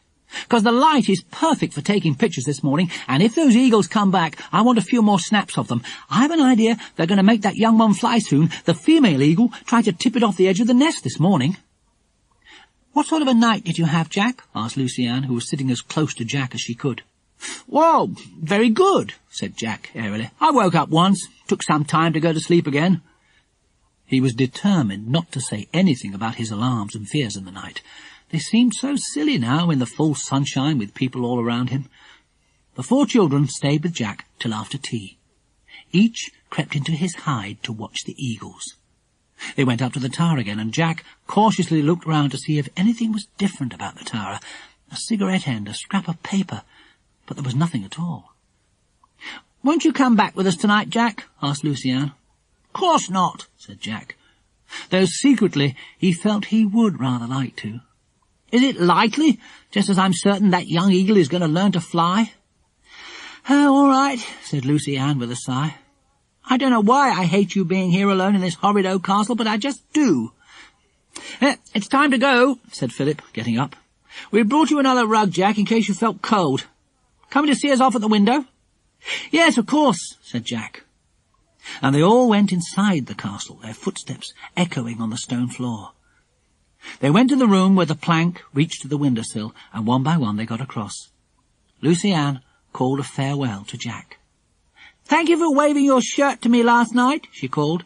"And, oh, Jack, I saw you flashing your torch from the tower later on, too. I was in bed, but I was awake, and I saw the flash of the torch 3 or 4 times. It was nice of you to do that. I was glad to see it and to know you were awake, too." "Come on, Lucy Ann, for goodness' sake," called Dinah. "All right, I'm coming," said Lucy Ann, and slid down the creepers to the ground. Everyone called goodbye, and then they were gone. But Jack was left feeling most puzzled and uncomfortable. So there had been someone in the tower last night flashing a torch. He hadn't dreamt it or imagined it. It was true. Lucy Ann saw it. "So that proves I wasn't mistaken as I thought," said the boy to himself as he went back into the courtyard. "It's terribly mysterious. That clanking I heard and the splashing must have been real too. There is someone else here. But who? And why?" He wished now that he'd told the others the happenings in the night. "Shall I go after the others and join them?" he thought. "No, I won't. I'll wait and try and find out who's here. Fancy Lucy Ann seeing those flashes. I am glad she told me." Jack wandered back to his hide. He felt safe there. He was sure no one would ever think of looking in the very middle of a prickly, thick gorse bush for anyone. As evening fell, he felt sleepy. Should he try and go to sleep now and keep awake later on? Could he possibly go to sleep in the hollow gorse bush? He curled up in the thickest rug and made a pillow of another one. Kiki crawled in beside him and perched uncomfortably on his knees. Jack slept for a time. Then he awoke suddenly, feeling dreadfully uncomfortable. He looked at the phosphorescent hands of his watch and saw that it was 10 past midnight. Said Jack. just about the time that someone in the castle starts to wake up. I'd better get out of here and watch and listen. He crept painfully out of the bush and, climbing silently down the crag, came into the yard and stood listening. There was no sound to be heard except the wind blowing fairly hard. And then Jack thought he heard the far-off sound of water splashing again, and the clank of the pump handle. He stood listening. After a while, he felt sure he heard quiet footsteps on stone somewhere. Was it someone walking on the castle wall, going to the tower to flash a torch again? Well, if he's gone to the tower, he's safely out of the castle, thought Jack. I'll go in and see if I can discover where he hides. He must live somewhere. The boy stole quietly into the castle, Kiki on his shoulder. He was too excited to feel frightened tonight. He went into the hall of the castle, and at once something struck him with surprise. There was a light coming from somewhere. Jack stared round him, puzzled. Then he saw where it came from. It came from the floor, or rather, underneath the floor of the hall. The boy stepped forward cautiously. He came to a hole in the floor of the hall, and up from this hole came the light. Stone steps went down into whatever was below, cellar or dungeon, he didn't know. In a flash, Jack was down the stone steps, and then looked around him in the very greatest surprise. He seemed to be in a kind of museum. He was in a large underground room with tapestries on the stone walls and a thick covering on the floor. Round the room stood suits of armour, just as there often is in a museum. Old, heavy chairs stood here and there, and a long, narrow table with crockery and glass on it ran the length of the room. In the corner was a big old four-poster bed hung with heavy tapestries. Jack went over to it. It had obviously been slept in. There was a pitcher of ice-cold water on the table. Got from the pump, I suppose, thought Jack. At this moment he thought he heard a noise, and in sudden fright he darted up the stone steps to the top, taking Kiki with him. He hopped out just in time and went into one of the furnished rooms, the old drawing-room. But in going inside he fell over a stool and came to the ground. The footsteps outside stopped suddenly. The torchlight went out. Evidently the person was standing perfectly still and listening hard. With his heart beating fast, Jack slipped round the corner of an old couch and knelt there with Kiki on his shoulder. The boy heard a cautious footstep coming into the room. Then there was silence again. Then another footstep sounded, a little nearer. Jack's hair began to prickle on his scalp and stand up straight. If the man came round the couch and switched on his torch, he would be bound to see Jack. The boy's heart pounded away, and his forehead felt suddenly wet. Kiki clung to his shoulder, feeling the fright of her master. She couldn't bear it any longer. She suddenly rose into the air and flew at the head of the unseen man, giving one of the yelping screams she'd picked up from the eagles. He uttered a startled exclamation and tried to beat off the bird. His torch clattered to the floor. Kiki screeched again, this time like an express train, and the man lashed out at her. Kiki found Jack once more and perched on the crouching boy, growling like a dog. "Good heavens, this place is full of birds and dogs," said someone in a disgusted voice. The man felt over the floor for his torch and at last found it. "Ha! Broken," he said, and Jack heard the click as he tried to switch it on. "One of those eagles, I suppose. What does it want to come indoors for?" Muttering, the man went out. Jack heard a curious grating sound, and then there was complete silence. At last he got cautiously up and tiptoed to the door. He peeped out. There was now no light to be seen shining up dimly from underground. All was darkness and silence. Without trying to see what had happened to the curious opening, he ran into the courtyard and made his way back to the old gorse bush. He felt safe there. After an hour or two of thinking and wondering, Jack at last fell asleep again. He awoke to find little fingers of sunlight coming through the gorse bush, and was glad that day had come. He crawled out of the bush and breakfasted on biscuits and plums. Suddenly he went stiff and looked in amazement at two men walking through the courtyard. They were going towards the castle. How in the world had they got in? There simply must be some way in, or had the men keys to one of the big gates or doors? The men went into the castle. Evidently, unlike the hidden man, they did not fear being seen in daylight.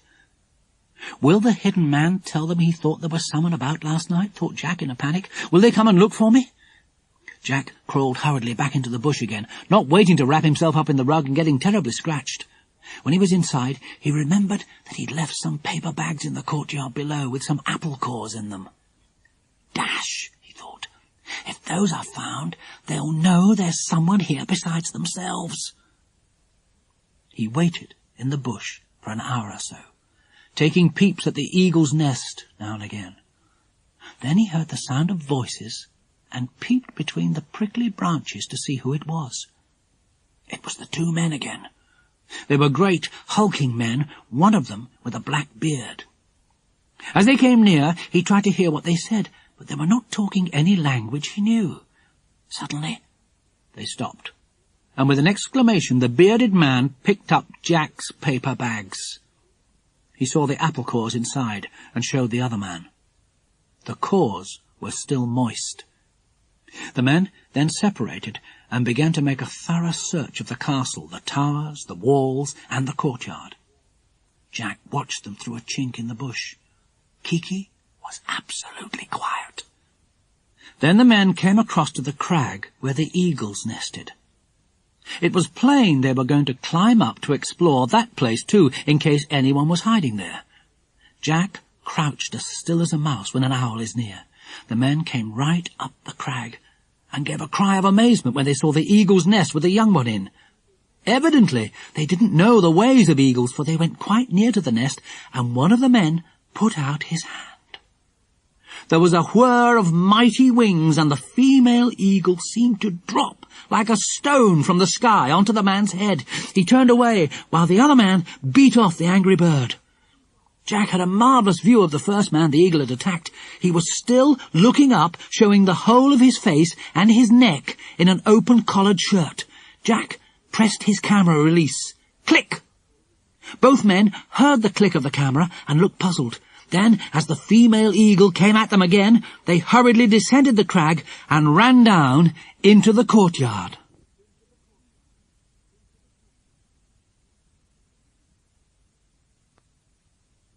Jack waited in the bush, watching the eagles, who had been much upset by the visit of the two men. Soon it was plain to Jack that they meant to take the young bird away from the nest. It must learn to fly. The boy forgot his fears in his interest at the efforts of the two eagles to make the young one fly. They persuaded it to the edge of the nest, and then, with a push, dislodged it onto the ledge on which the nest was built. The young bird tried to get back again, but the female eagle flew round and round it, yelping, trying to tell it that it must go with her. The young one listened, or seemed to listen, then turned its head away, bored. Then, for no reason that Jack could see, it suddenly spread out its wings. They were enormous. The boy had been taking snap after snap, and now he took a splendid picture of the young eagle trying out his wings. The youngster flapped his wings so hard that he danced about on tiptoe, and then, most superbly, he took off from the ledge and rose into the air with his parents screaming on either side of him. He could fly! "Marvellous," said Jack, and cautiously took the roll of film from his camera. As he slipped a new roll of film into his camera, he heard the voices of the other children. He was very glad, but where were the men? He crept out from the bush and climbed down to join them. They saw by his face that he had news for them. Lucy Ann ran to him. "Has anything happened, Jack? You look very serious. Look, what do you think? We've come up with piles of things because Mrs. Mannering says we can stay for 2 or 3 days. She's got to go to Dinah's Aunt Polly, who's been taken ill again, but she'll be back soon. And she thought that we might as well join you up here if we wanted to," said Dinah. "But you don't look very thrilled about it, Jack." "Well, listen," said Jack. "There's something odd here, really odd. I don't know if you ought to come. In fact, As I've really taken all the snaps I need to take of the eagles, I honestly think it would be better if we all went home." "Go back to Spring Cottage?" said Philip in surprise. "But why? Quick, tell us everything, Jack." "All right, but first, where's Tassy?" said Jack, looking round for the little gypsy girl. "Her mother wouldn't let her come," said Lucy Ann. "I think Tassy's got an awful mother," said Philip. "Anyway, she can't come, but go on, tell your story." "Well, I suppose you didn't by any chance meet anyone coming down the hill, did you?" said Jack suddenly, thinking that perhaps the two men had gone. "We saw what looked like 3 men in the distance," said Philip. "Why?" "3 men?" said Jack thoughtfully. "That looks as if the hidden man went too, then." "What are you talking about?" cried Dinah impatiently. Jack began his story. The others listened in astonishment. Finally Jack said, "I think we ought to go back to Spring Cottage. We've dealt with dangerous men before and it wasn't pleasant. We'd better all go back." "Right," said Philip. "I agree with you. But seeing that you think all 3 men are out of the way, what about having a squint at that hidden room?" "All right," said Jack. They all went into the vast hall, and the boys switched on their torches. Jack led them to the back of the hall and looked at the floor. There was no hole to be seen at all. It had gone completely. The children looked about for a trapdoor in the floor, but there was none. Philip began to wonder if Jack had dreamt it all. Then his sharp eyes saw a spike made of iron set deeply in the wall at the back of the hall. Philip took hold of it. "Here's something strange," he began, and pulled hard. The spike moved smoothly in some sort of groove, and suddenly there was a grating noise at Lucy Ann's feet. She leapt back with a startled cry. The ground was opening at her feet. A big stone there was disappearing downwards in some mysterious fashion, exposing a short flight of stone steps leading down into the hidden room that Jack had seen the night before. The children gasped. Philip, Lucy Ann and Dinah went eagerly down the steps to examine everything. They saw the tapestries on the walls, they saw the old suits of armour standing round the room, and the big, heavy chairs that looked as if they were made for giants, not men. "Where's Jack?" said Philip. "Gone to get Kiki," said Dinah. "Oh, look, Philip, here's another spike in the wall, just like the one upstairs. What happens when you pull it?" She pulled it, and with a grating noise the stone swung up and into place, imprisoning the 3 children down below. They watched the great stone slide into place like magic, but Philip suddenly felt worried. "Dinah, let me have that spike. I hope to goodness it'll move the stone back again." The boy pulled at it, but it remained fixed. He jerked it. It would not move at all. "It closes the hole in the floor, but it doesn't open it," he said. "Jack'll be along soon," said Dinah, "and he'll work the spike upstairs in the hall to open it again. We needn't worry." "I suppose he will," said Philip. "You are an idiot, Dinah, messing about with things before you know what they do." "Well, you'd have done the same thing yourself." All right, said Philip. An idea came to him. "I say, I'll play a trick on Jack," he said. "I'll get inside one of these suits of armour and hide. Then, when Jack opens the hole and comes down, I'll suddenly step off one of these pedestals the armour is on with a frightful clanging noise and scare him stiff." The girls laughed. "All right," said Lucy Ann. "Hurry up." Before long, Philip was in the suit of armour. He had the helmet on his head and the visor over his face. He could see quite well through the visor, but nobody would know there was anyone inside the armoured suit. He got back on the pedestal with a lot of clanking. The girls giggled. "Won't Jack get an awful shock? I wish he'd come," said Lucy Ann. "Are you comfortable, Philip?" asked Dinah. "Well, surely, golly, I wouldn't much like to go to war in this. I'd never be able to walk more than a few yards." The girls wandered round the room. They looked at the tapestry scenes, they sat in the enormous old chairs, they fingered the ancient weapons that were arranged here and there. "What is Jack doing?" said Lucy Ann at last, beginning to feel anxious. "He's been simply ages. Oh, Dinah, you don't think those men have come back, do you, and captured him?" "I shouldn't think so," said Dinah, who was also beginning to feel rather worried. You know, I don't believe those men we saw were the men from the castle. I'm pretty certain they were men belonging to the farm. One was that enormously tall fellow we sometimes see when we fetch eggs." "I believe you're right, Philip," said Lucy Ann, scared. "I do wonder what Jack is doing," said Dinah. "I do wish he'd come."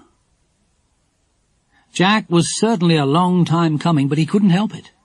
He had gone after Kiki, who had flown into the furnished room in which they'd both hidden the night before, and suddenly, from the window, he had seen the 3 men in a corner of the yard. The boy darted back into the hall and went to the place where the hole should be, but it was gone, and a stone now covered the entrance to the room. Should he open the hole and see if the others were down there? Would the men come into the hall just as he was doing it? He could hear their voices quite clearly now. Jack darted back into the furnished room and hid behind a long tapestry curtain. 2 of the men now separated and went off into the castle, evidently to make another good search. The 3rd man stood at the great doorway, puffing at a cigarette and apparently keeping a watch over the courtyard. It was impossible for Jack to open the way to the hidden room, for the man at the doorway would see and hear him. The man finished his cigarette. He turned and came into the hall. Jack heard his feet echoing and held his breath. Was he going back to the hidden room? He was. He walked to the back of the hall and felt about in the wall there for the spike. Jack crept to the door of the room he was hiding in and peered through the crack. The man pulled at the spike and the stone moved with a grating sound. Dinah and Lucy Ann heard the grating noise of the stone as it moved and looked up. Philip peered through his visor, hoping Jack was coming at last, but to their horror a man stood on the steps, looking at them in the greatest astonishment and anger. The 2 girls stared at him and trembled. He had an enormous nose, narrow eyes, and the thinnest lips imaginable. Shaggy eyebrows hung over his eyes, almost like a sheepdog's hair. "So," said the man, "so you come here and you go to my room. What is the meaning of this?" The girls were terrified, and Lucy Ann began to sob. Jack, listening, longed to push the man down the steps and break his neck. Then he heard the footsteps of the other 2 men returning from their hunt. The first man heard them too, and went back up the stairs to the top. He called to the others in a language Jack didn't understand, evidently telling them to come and see what he'd found. Philip, still hidden in the suit of armour, took the opportunity of whispering instructions to the girls. "Don't be frightened. They'll probably only think you're 2 girls visiting the old castle. You tell them that. Don't say a word about me or Jack." He couldn't say any more because all 3 men now came down the steps and into the hidden room. One man had a dense black beard, the other was clean-shaven, but the man the girls had already seen was the ugliest of a really ugly trio. Lucy Ann began to cry again. Dinah was very scared, but she would not cry. "What are you here for?" asked the shaggy-browed man. "Now, you tell us everything, or you may be very, very sorry." "We only came to have a look at the castle," said Dinah, trying to keep her voice from trembling. "Does it belong to you? We didn't know." "How did you find this room?" demanded the bearded man, scowling. "By accident," said Dinah. "We were so surprised." "Does anyone outside this castle know we are here, or anything about this room?" asked the shaggy man. "No, nobody," said Dinah, truthfully. "Is anyone with you?" asked the bearded man suspiciously. "Well, you can see that for yourselves," said Dinah. "Please let us go. We won't come here again, we promise." "No, little missus, you must stay here till our work is done. Then, when it no longer matters, maybe we shall let you go. I said, maybe. It depends on how you behave." To the girls' intense relief, the men allowed them to go up the stone steps into the hall. Then the hole closed once more, and they were left alone. "We must escape," whispered Dinah, taking Lucy Ann's hand. "We must get away immediately and bring help to Philip. I daren't think what would happen to him if those men found him." "Where's Jack?" sobbed Lucy Ann. "I want him." Jack was not far away. As soon as he heard the stone close the hole up and recognized the girls' voices, he darted out of the old drawing-room. Lucy-Anne saw him and ran to him gladly. He put his arms round her and patted her. "It's all right, Lucy-Anne, it's all right. We'll soon be out of here, and we'll get help to rescue Philip. Don't worry, don't cry any more." The boy guided her to the wide stone stairs that led to the upper rooms of the castle. "We'll get across the plank in no time," he said. "Then we'll be safe. We'll soon rescue Philip, too. Don't be afraid." Up they went, and up, then along the long corridor, lit dimly by its slit windows. They came to the room they used for the plank. Dinah ran gladly to the window, eager to slip across to safety, but she paused in dismay. There was no plank. "I'm afraid," said Jack, "I'm very much afraid that the men discovered how we got in and removed the plank."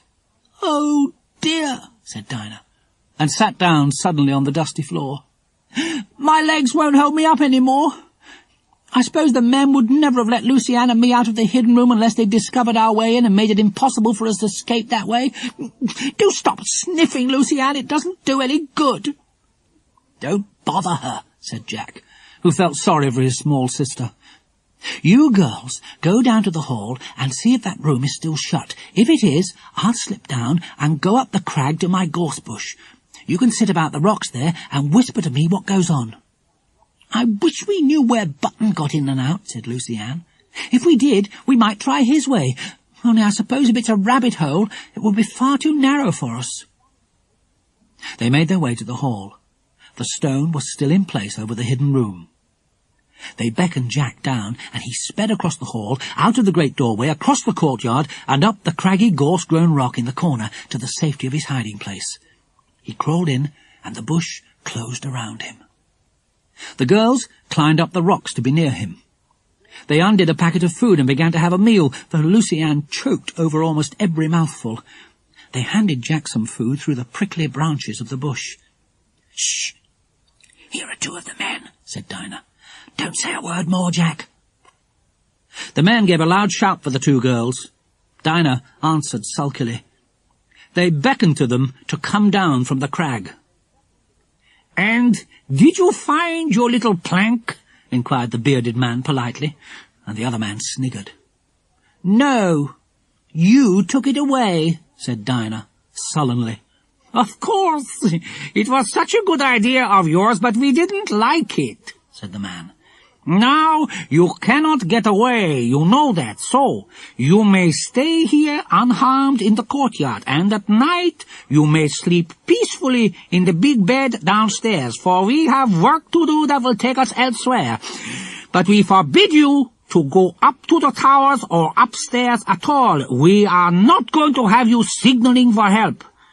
You understand that if you disobey us, you will be very sorry, and you will probably be put down into a dungeon we know of, where rats and mice and beetles live."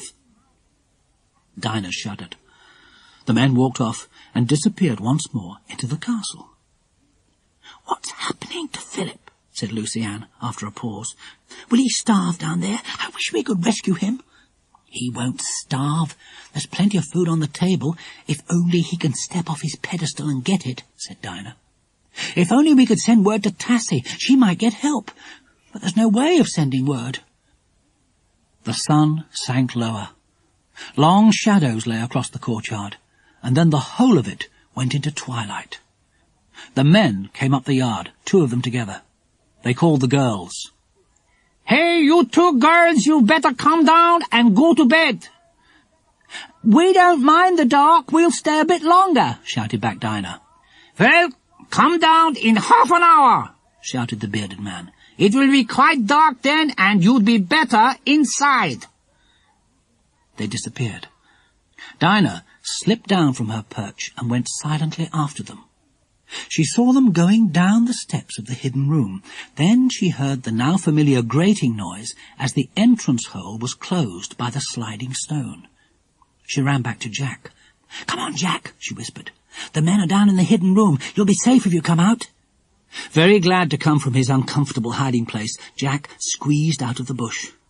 "Golly, I'm stiff," he said. "Come on, let's go for a nice sharp walk round the courtyard."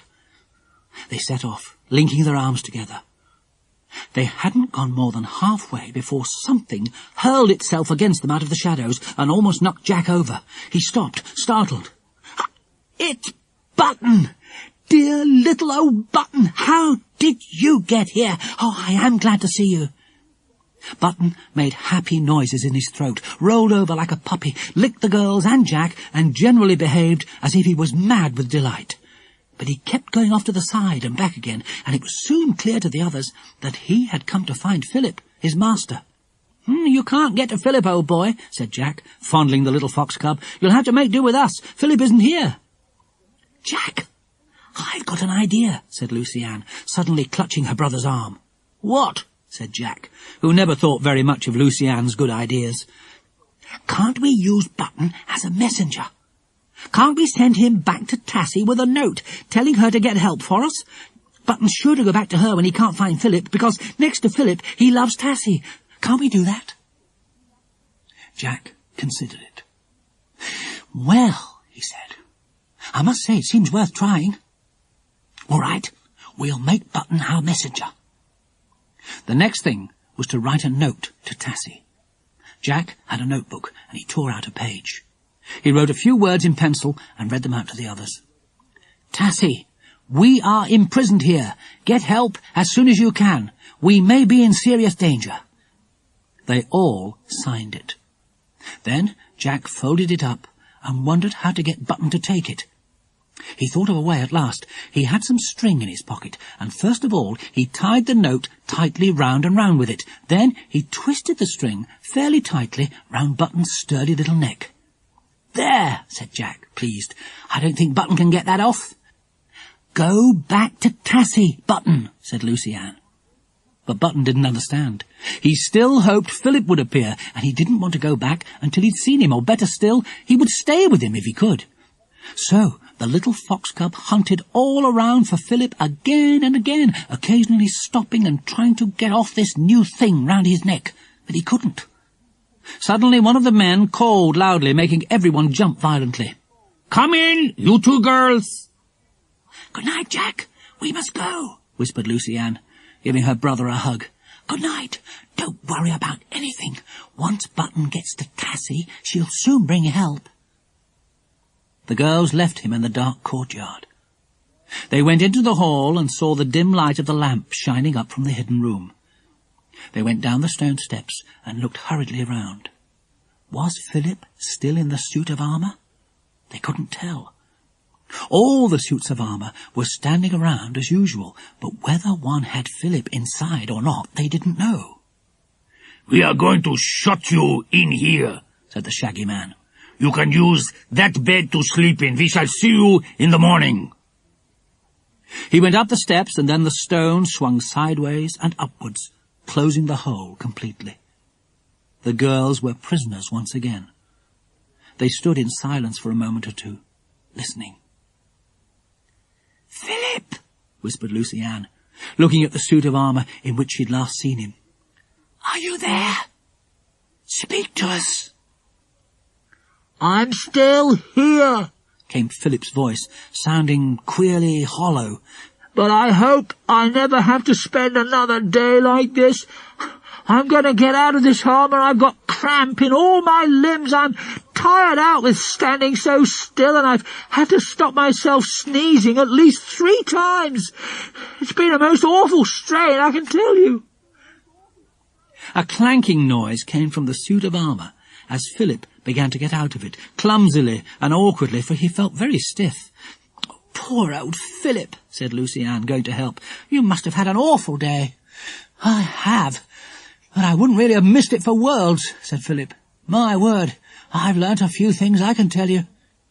"We'd better get on the bed in case those awful men come back," said Dinah. "What will you do if they do, Philip?" "I shall hear the grating noise the stone makes when it moves, and I'll hop out of bed and get underneath it," said Philip. There was plenty of room for them all on the enormous old bed. There was an eider-down mattress which the 3 children sank into. Philip was pleased. After the hardness of the suit of armour, it was pleasant to feel something so soft. He sat up and told his story. "Well, you remember when you went up the steps by yourselves and left me there," he said. I was awfully angry to think those men should talk to you like that, but I couldn't do anything about it, of course. Anyway, I just stayed put for ages, and after some time, all 3 men came down, shut up the entrance hole, and sat around the table. "Could you understand their talk?" asked Lucy Ann. "No, more's the pity I couldn't," said Philip. "They had maps out and were tracing things on them, but I couldn't see what. I almost overbalanced myself trying to see. Gracious, what a shock it would have given those men if you had toppled over with a crash," said Dinah with a laugh. "Good thing you didn't, though." You see the tapestry over there, the one with the dogs and the horses on it," said Philip, pointing. "Exactly opposite where my suit of armour stands. Well, behind there is a secret door." He paused, and the girls gazed first at the tapestry and then at Philip. "Shall we see where that door leads to?" said Dinah, overcome with curiosity. "No, don't let's," said Lucy Ann, who'd had enough excitement for one day. "You're scared," said Dinah scornfully. "No, she's not," said Philip. "Anyway, I think it would be a mistake to mess about behind that tapestry just now. If the men happened to come back and saw that we'd found their secret door, goodness knows what they'd do. We might never be heard of again." Dinah began to tell Philip about their day with Jack in the courtyard, and all that had happened. He was very glad that Jack hadn't been caught. "Well, that's 2 people those men have no idea are here," he said. "Me and Jack. That's good. As long as they think it's only a couple of girls they've got to deal with, they won't be so much on their guard." Then Dinah told him about sending Blyton with a message to Tassy. He listened thoughtfully, and then made a remark that sent their hearts down into their boots. "It was a fine idea," he said, "but it won't do a bit of good, I'm afraid. You've forgotten that Tassy can't read or write." Jack felt lonely when the girls had gone down the steps to the hidden room for the night. He was left up in the courtyard with Kiki, and he felt bored. Then suddenly he saw the 3 men standing in the moonlight, and felt glad that he had not been wandering about, for he would certainly have been seen. He slipped away into the shadows of the great wall, and came near to the enormous door that stood facing what had once been the road to the castle. He sat down by a big bush, knowing it would hide him completely. Suddenly he jumped violently, and stared as if he could not believe his eyes. The big door was opening. It swung slowly back without a sound. 2 men entered the castle yard, and then the great solid door closed silently behind them.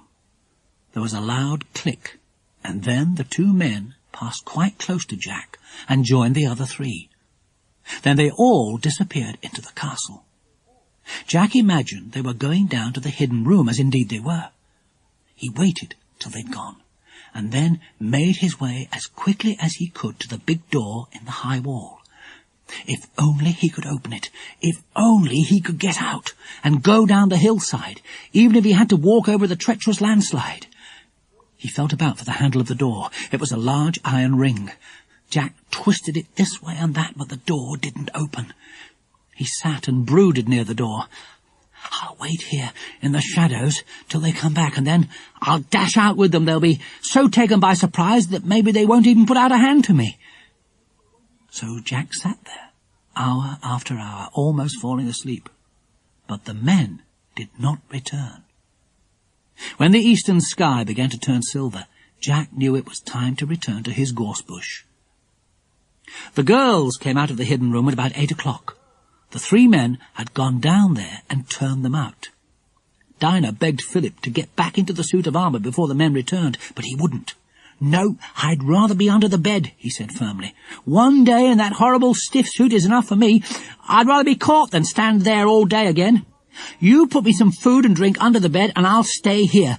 I can always wander about and stretch my legs when the men aren't here." Apparently it was the men's intention to sleep the day away on the big 4-poster. They came down into the room and ordered the girls out. "We'll call you down tonight," said the bearded man from the bed, and he yawned. "Take what food you want from that pile of tins. There's a tin opener on the table. Now clear out and leave us, couple of little nuisances." The girls grabbed a tin of sardines, a tin of salmon, one of peaches, and one of apricots, and fled up the stairs. "Sleep well," said Dinah, mockingly. And then the two girls went in search of Jack. He was under his gorse bush, wishing they would come. "Jack, you all right? You can come out for a bit because the men are safe down in the underground room," said Lucy Ann. "Do you want some sardines or peaches? We got both." "Hello," said Jack, delighted to see them. "I'm longing for something to eat. Didn't you bring some biscuits with you when you came yesterday?" Dinah found the tin of biscuits, and they had a comic breakfast of sardines, biscuits, and peaches, washed down by ginger beer. Still, they all enjoyed it thoroughly and exchanged their news eagerly. Jack was intensely interested to hear all that Philip had told them. "A secret way behind that tapestry," he exclaimed, his eyes gleaming. "But where does it lead to?" "Goodness knows. Into the hillside somewhere, I suppose," said Dinah, dipping a biscuit into peach juice and sucking it. The day passed slowly. There was nothing to do, not even an eagle to watch. "Wish I could do a spot of developing," sighed Jack, feeling in his shorts pocket for his precious rolls of film. "But I can't. I'm just longing to see how the eagles have come out." The day passed at last, and night came. The men yelled for the two girls to go down into the secret room again. They said a hurried good night to Jack and went. Jack did not hide in his gorse bush. When it was dark enough, he went down to the spring near the bottom of the wall to get a drink.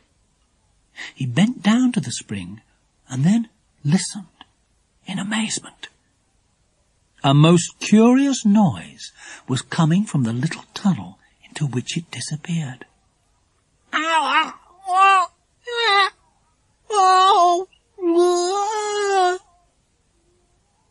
A scraping, dragging noise could be heard too. Something was coming up the tunnel. Jack stepped back in great alarm.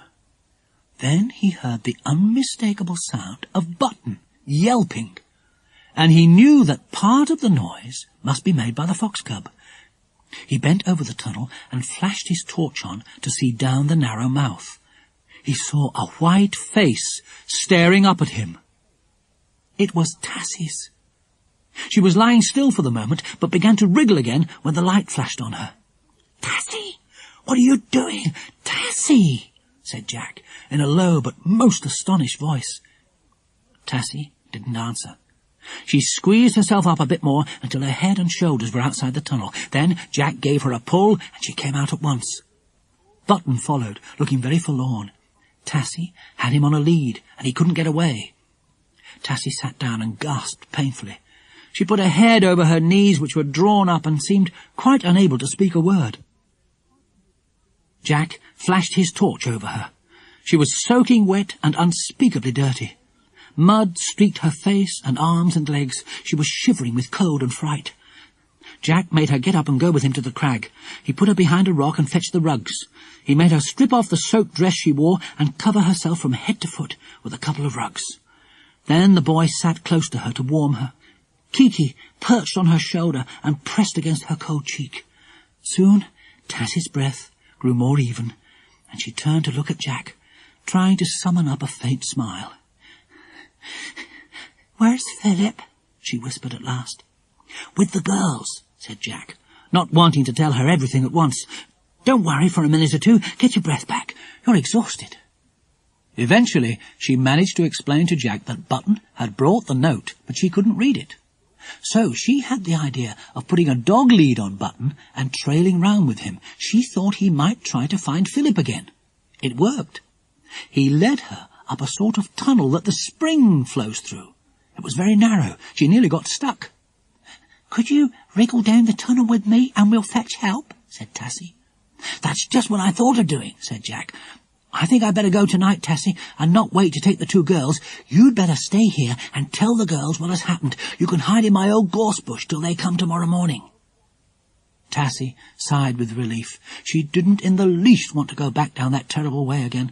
She would dream about it all her life long.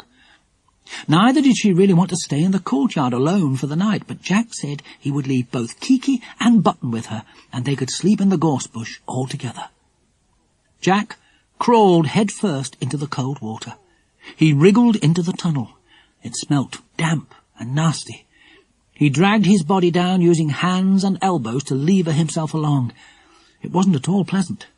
When he got down some way, the rather earthy tunnel gave way to hard rock. Jack thought he must be under the wall by now. The tunnel widened out considerably, and the boy sat on a ledge to rest. He began to shiver with the cold, for he was now soaked through. He went on again. It was quite dark, and he could only feel his way along. It seemed hours before he reached the outlet, but at last he was there. He dragged himself out and sat panting on a patch of soft heather. He hoped that never in his life again would he have to crawl through a tunnel like that. He set off down the hill, looking eagerly for a sight of Spring Cottage. Yes, there it was, black, with the moonlight behind it, its roof silvered and shining. And then suddenly, Jack stopped. He had seen something that struck him as odd. There's smoke. Smoke coming from the chimney, he said to himself. And he leaned against a tree. What does that mean? Can Aunt Allie be back? Well, no, Tassy would have known. He crept near to the cottage. There was a light shining out of one of the windows. Jack tiptoed to the window, anxious and puzzled. He looked cautiously in. Someone was sitting in a tall-backed armchair that had its back to Jack. Was it Mrs. Mannering? A cloud of smoke suddenly came from the chair. Thick, blue pipe smoke. It's a man, whispered Jack to himself. Whoever can it be? He made up his mind to creep into the house and peep through the crack in the kitchen door. He stole round to the other side of the house where his bedroom window was. If it was open, Jack knew he could climb the tree nearby and slip inside. It was open, just a crack. He went to the tree and climbed it quickly. He slipped his hand inside the crack of the window and jiggled the catch. It dropped, and the window swung open. Jack cautiously climbed inside and stood there, hardly daring to breathe. He made his way to the rather creaky, winding stairs. Then he began to go down, one step at a time, hoping to goodness they wouldn't creak too loudly. There was a bend in one place, and Jack meant to stand there quietly before he went on. But no sooner had he got there than someone leapt on him, caught his arms, and jerked him violently down the last 4 stairs. He fell, and all the breath was bumped out of his body. Whoever had jumped on him stood up and then pulled him roughly to his feet. Then he was propelled swiftly into the lighted kitchen. Jack turned to face his captor, fully expecting to see one of the men from the tower. The two stared at one another in the very greatest surprise, and stepped backwards in amazement. Bill Smugs! Jack! What on earth are you doing creeping in like this? I thought you must be a burglar. Golly, you bruised me properly, said Jack, rubbing himself. He began to shiver violently again. Bill looked at his soaking clothes and pale face and pulled him to the fire, on which a kettle was boiling merrily. What have you been up to? You're dripping wet. You'll get a frightful chill. Where are the others? When I arrived today to ask Mrs. Mannering if she could put me up for a night or two, the house was shut. There was no one here. Well, how did you get in then? Asked Jack, enjoying the warmth of the fire. Oh, I have my ways, said Bill. I thought you must have all gone picnicking, so I waited and waited for you to come back, but you didn't. So I decided to spend the night here by myself and make inquiries somewhere tomorrow to see what had happened to you all. And then I heard mysterious sounds, decided it was a burglar, and caught you. Bill made a jug of hot cocoa and milk, found some biscuits, and gave them to Jack, who was now feeling a lot warmer. He'd stripped off his wet things and was sitting in a dressing gown. I don't feel I ought to waste time like this, really, he said, as the others are in danger, but I'll have to tell you the whole story and then leave it to you what to do. Go ahead, said Bill. So Jack began, and Bill listened with the greatest interest. This is an extraordinary tale, Jack, he said at last. There's a lot more in this than you know. What were those men like? Describe them. Was there a man there with a scar right across his chin and neck? No, said Jack, thinking. Not one of them, as far as I know. I took a jolly good snap of one man, though, when they were at the Eagle's Nest. Have you got those snaps? Said Bill, eagerly. I got the films, said Jack, and he pointed to the tightly rolled-up sou'wester on the table. They're in there. They're not developed yet, Bill. Well, whilst you have a good sleep, I'll develop them, said Bill. I see you've got a little dark room fixed up for yourself off the hall there. Yes, but oughtn't we to go right back and rescue the girls? Asked Jack. Well, I shall have to collect a few men and arrange a few things. If these men are doing what I think they are, then we stand a good chance of roping them all in together. I don't think they'll harm the girls at all. What are the men doing? Asked Jack curiously. Are they anything to do with the job you said you were on, Bill? Can't tell you yet, said Bill. I hardly think so, but I shall soon know.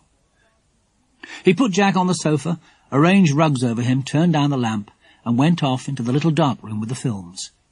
Jack slept peacefully, for he was tired out. How long he slept he didn't know, but he was awakened by Bill coming into the room in the greatest excitement, holding a film. Sorry to wake you, Jack, but this is a marvellous thing, he said. And he held the film up to the daylight, which was now coming in at the window. You have snapped this man perfectly. Every detail is as clear as could be. He's the man with the beard. Who is he? Asked Jack curiously. His real name, is Mannheim, said Bill, but he's known as Scarneck. He is a very dangerous spy. Golly, said Jack, staring. Were you after him? Well, I was detailed to keep an eye on him and watch his movements, said Bill. I wasn't to capture him because we wanted to know what he was up to this time and who his friends were. Then we hoped to rope in the whole lot. But Scarneck is a very clever fellow with an absolute gift for disappearing. I traced him to the town where you met me, and then I lost him completely. Now I'm off in the car to the town to do a little reporting on the telephone there and to collect a few friends. You go to sleep again. You'll be able to go up to the castle with me when I come back and show me the way. Jack slept peacefully again for some hours. He didn't wake until Bill returned in the car. With him were 4 friends. Jack thought they looked pretty tough. It was plain that Bill was in authority over them. Bill came into the kitchen, leaving the men outside. "Hello," he said. "Wake at last? It's gone 1 o'clock. Are we going up to the castle soon?" said Jack, gathering the dressing gown round him and preparing to go upstairs to his bedroom. "No, not till tonight," said Bill. "We plan to go just before midnight. I've no doubt one or other of those men keep a lookout during the daytime." "Oh, the girls will be awfully tired of waiting for us all day long," said Jack. "Can't very well help it," said Bill. "It is most important that we get in without being seen." Jack went up and dressed. It was terribly hot, though the sun was behind sulky-looking clouds. He felt out of breath, though he'd done nothing at all. "Feels like a storm," he thought. "I hope it won't come today. It might frighten the girls, up there, all alone."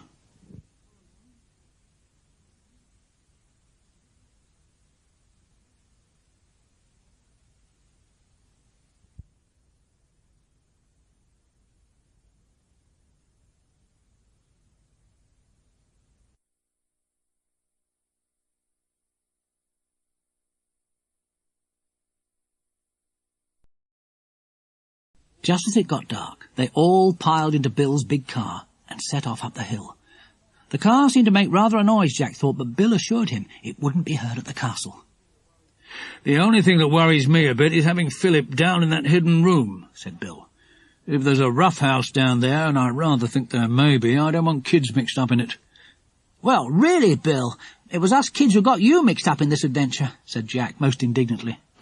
"Yes, I know," said Bill with a laugh, "but it rather cramps our style to have you around just now." "Bill, what are you going to do?" asked Jack with curiosity.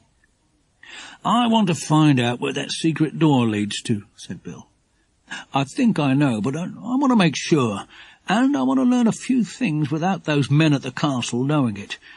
It was a pity they spoke in a language Philip couldn't understand, or he might have learnt what we want to know." "Well, how are you going to learn it, then?" asked Jack. "Same way as Philip might have," said Bill with a laugh. "Put myself and the men into those suits of armour and listen into the conversation." "Gosh!" said Jack, thrilled. "I never thought of that. Oh, Bill, do you really think you can do that? Can Philip and I hide too?" "Well, we'll see," said Bill. "Now, here we are at the landslide, surely." They were. They all had to get out, and Jack now had to lead the way. He found the narrow rabbit path they'd so often used and led the men along it. They all walked in dead silence, in obedience to an order from Bill, and at last came to the great castle wall. Jack stopped. "Here's the castle wall," he whispered. "How are you going to get into the castle, Bill?" "Where's that other door you told me of? Not the big front door that overlooks the landslide, the other, smaller door, somewhere in the wall of the castle?" asked Bill. "I'll take you to it, but I told you it was locked," said Jack. He led Bill and the others round the wall, turned a corner, and came to the door. Bill took out his torch and flashed it quickly up and down the door, coming to a stop at the lock. One of the men came up with a curious thing in his hand, rather like a small can with a thick spout. Jack stared at it, wondering what it was. "You'll have to get to work on it, Jim," said Bill. "Go ahead. Make as little noise as possible. Stop if I nudge you." A sizzling noise came from the can, and a jet of strong blue flame shot out from the spout, making Jack jump. The man pointed the spout of flame at the door, just above the lock. "Now to go in," said Bill, as he swung the door slowly open. "Everyone ready?" They filed in silently. The last man shut the door and wedged in a bit of wood by the lock to keep it from swinging. "I'll just go and see if Tassy's under my gorse bush," whispered Jack. "We'll have to find out the latest news from her." The men waited in the shadows with Bill, whilst Jack went over to the crag. He climbed up to the gorse bush. A loud voice hailed him. Put the kettle on! How many times? Shut up, Kiki! whispered Jack in a panic. Tassy crawled out of the bush full of joy, for she'd been feeling very frightened and lonely. "Oh, Jack, did you come up the awful watery tunnel like I did? Did you get help?" "Yes, Bill Smugs is here with some of his men," whispered Jack. "You and the other two girls must go down to Spring Cottage. Come on, we must go over to Bill." The moon struggled out as the two went over to the little group of silent men. Bill put a few questions to Tassy, and she answered them shyly. It rather looked as if the men were down in the secret room. Well, they would get a shock when the stone swung back and they saw who were at the top of the steps. "Now listen," said Bill. "You are to work the lever that opens the entrance to the secret room, Jack. As soon as the entrance is open, I and the others will stand at the top and shout down to the men below to come up. We shall have them covered with our revolvers." "Golly," said Jack. "Look out for the girls, Bill. They may be scared stiff." "I can yell to them to keep out of the way," said Bill. "We'll have them up the steps in no time, and you, Tassy, must take them straight away down the hill to Spring Cottage." Quietly, they all moved forward towards the great black hulk of the castle. They stepped silently into the hall. Jack slipped quietly to the back of the hall with one of the men. Tassy showed Bill the entrance to the underground room. He and the others waited there whilst Jack pulled back the spike in the wall. A grating noise was heard, and once again the stone swung back and then sideways. A yawning hole appeared with stone steps leading downwards. The light from the lamp shone upwards. Bill stood at the top of the hole, listening intently. There was no sound at all from below. Jack tiptoed up to him. "Maybe there are only the girls and Philip there," he whispered. "Perhaps the men have gone off somewhere, down the secret way behind the tapestry." Bill nodded. He sent his voice rumbling down the hole. "Who's down there? Answer!" A small voice came back. It was Dinah's. "Only us? Who's that?" "Dinah, it's me and Bill Smugs," called Jack before Bill could stop him. "Are you alone?"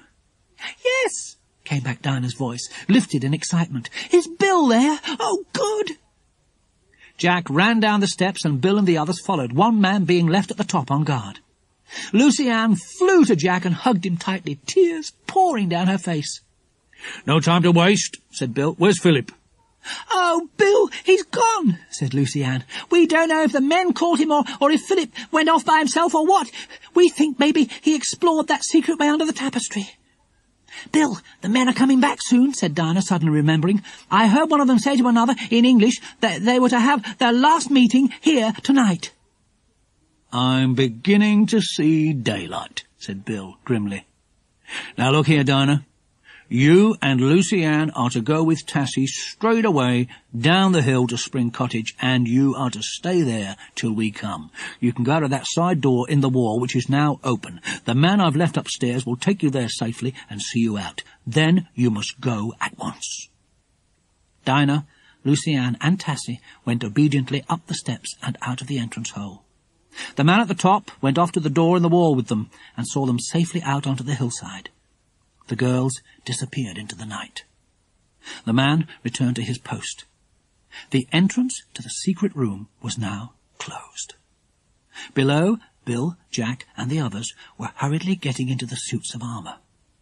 Bill meant to attend the next meeting of Scarneck with his men, and Jack was glad to see that they all had revolvers.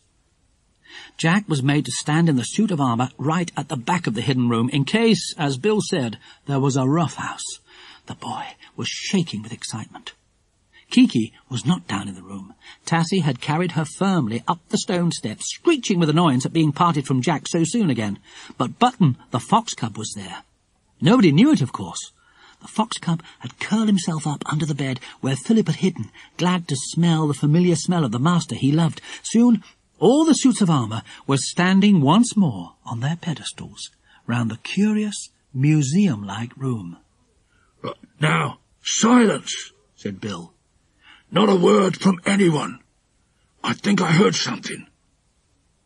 But it was not anyone. It was a peal of thunder so loud that the noise had penetrated even down to the underground room.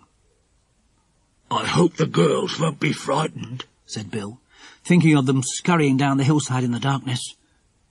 "I wonder if it's raining." "They'll be all right with Tassy, I think," said Jack. There was dead silence once more. Then, suddenly, sounding quite loud, there came the noise of a door being unlocked. Then the tapestry on one wall shook, and someone lifted it up from behind. A man came out from behind the tapestry and folded it back. Jack saw an opening behind, leading into the wall. From it came soft-footed men, one after the other, and with them they brought Philip. The shaggy-browed man came first. Then the bearded man, the one called Scarneck, dragging Philip. Philip was putting on a bold face, but Jack knew he was feeling scared. After him came 3 more men, all ugly fellows with sharp eyes and stern mouths. They came into the room, talking. They left the secret way open. Philip's hands were bound behind his back so tightly that the rope bit into his skin. Scarneck flung him into a chair. It was soon clear that Philip had only just been captured. Scarneck rounded on him almost at once. "How long have you been in the castle? What do you know?" "I was here with the girls," said Philip. "I hid under the bed. I wasn't doing any harm. We only came to play about in this old castle. We didn't know it belonged to anyone." "Get the girls," growled Scarneck to the shaggy man. The shaggy-browed man went over to the bed and pulled back the curtain. "They're not here," he said in an astonished voice. Scarneck spoke roughly to Philip. "Did you let them out?" "No," said Philip, "I didn't. I was hiding here, I tell you, under the bed. I wasn't at the top." "Well, who let them out then?" said the shaggy man. "Now, you tell us everything," said Scarneck, and his voice was suddenly ugly and threatening.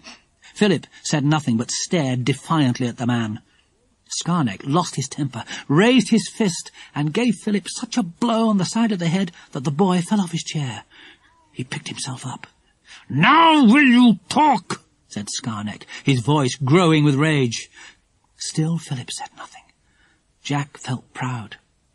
How brave he was. Then, to his horror, the man took out a revolver and laid it on the table beside him. "We have ways of making sulky boys talk," he said, and his eyes gleamed with rage. What would have happened next if there hadn't been a sudden and surprising interruption, nobody knew. But all at once, like a stone from a catapult, Blyton, who had slunk under a chair on the far side of the room when the men arrived, shot out and threw himself on Philip. Scarneck caught up his revolver. He lashed out at the cub and sent him rolling to the ground. Blyton bared his small white teeth. "Don't hurt him," said Philip in alarm. "He's only a cub. He's mine." "How did he get down here? When the girls got out, I suppose," growled the shaggy man. "I don't know," said Philip, puzzled. "I tell you, I really don't know how the girls got out, nor how the cub got in. It's as much a mystery to me as to you." "If this kid is telling the truth, we'd better finish up and get going," said the shaggy man, sounding rather anxious. "Let's settle up our business and go." A rumble of thunder came down into the secret room again. The men looked at one another uneasily. "What's that?" asked the shaggy man. "Thunder, of course," growled Scarneck. "What's the matter with you? Getting nervy just because a bunch of silly kids are playing around? What they want is a good beating, and I'll see this boy gets it before we go." Scarneck nodded to one of the others, and he went to the drawer where the documents were kept, unlocked it, and drew out the sheaf of papers there. He put them in front of Scarneck. Then began a long discussion in a language that Philip did not understand. But Bill understood it. Bill could speak 8 or more different languages, and he listened eagerly to all that was said. Philip sat listlessly on his chair, his wrists hurting him, and his left ear now twice its size. He wished he was standing safely inside the suit of armour he'd hidden in before. He glanced round at it, and then stared in the utmost amazement. Surely eyes were gleaming behind that visor. He glanced at the next suit of armour, and saw what he imagined were eyes there too, and the next one. He felt terribly scared. Had all these suits of armour come alive all of a sudden? Then he began to think clearly, and it was soon plain to him that it must be friends inside the armour, and not enemies. Bill was listening intently to all that was being said. Papers were spread out on the table, and Bill could not see what they were. They looked like blueprints of some sort, details of machinery, perhaps. Scarneck rolled them up at last. Then he turned to Philip. "Well, our job is done. We shall not have the pleasure of seeing you or your friends any more, but before we go, we shall teach you what it means to spy on us. Where's that rope?" "Don't you dare touch me!" cried Philip, jumping to his feet. Scarneck took the rope. Then, to his unutterable horror, one of the suits of armour walked off its pedestal, held up a stiff and clanking arm, at the end of which shone a wicked-looking revolver, and said, "The game's up, Scarneck. We've got you all." The voice sounded hollow. Scarneck and the others stared in the utmost dismay, and then looked round at the other suits of armour, which were also coming alive. It seemed like a bad dream, but a dream that had too many revolvers in it. "Hands up," said Bill's sharp voice. Scarneck began to put his hands up, but suddenly he turned, took hold of the oil lamp, and smashed it on the ground. In a moment, the room was pitch dark. Bill gave a cry of rage. Then Jack heard his voice. "Get under the bed, Jack, and Philip, quick! There may be shooting!" The boys did exactly as they were told. They dived for the bed, Jack clanking in his armour. Philip lay there panting, wishing his hands were not tied. Jack got stuck halfway under the bed. What was happening in the room they didn't know. There were shouts and pantings and groans, but nobody did any shooting. It was too dark to risk that, in case friend shot friend. Suddenly there was a grating noise, and the boys knew the entrance above was being opened. But who was opening it, their side or the other? Philip had no idea how it was opened from below, though he had often tried to find out, for obviously there must be a way. Then he knew that Scarneck or one of his friends must have opened it as a way of escape, for he heard Bill's voice shouting up to the man he'd left above, "Tom, look out! Shoot anybody coming up!" Down below, things were going badly for the 3 men left. One of them was completely knocked out. Another had given in because Bill had sat on top of him so firmly that there wasn't anything else to do. And the 3rd man had tried to escape down the secret way behind the tapestry, but was now being forcibly brought back. Bill at last found a torch and switched it on. The oil lamp was smashed beyond repair. By the light of the powerful torch, Bill had a look round. The man he'd been sitting on was now in the charge of someone else, and was looking extremely sorry for himself. The 2 boys came out from under the bed. Bill had to tug at Jack to set him free. Jack got out of the hot armour as quickly as he could and freed Philip's hands. Bill's face wore a look of utter disgust. He could see that the 2 men he most wanted to catch, Scarneck and the shaggy-browed man, were gone. He called up to Tom. "Are you there, Tom?" "Yes, sir," came back Tom's voice, rather subdued. "Have you got the 2 who came up the steps?" shouted Bill. "No, sir. Sorry to say they bowled me over and got away, sir," replied Tom, even more subdued. Bill muttered a few rude names for the unlucky Tom.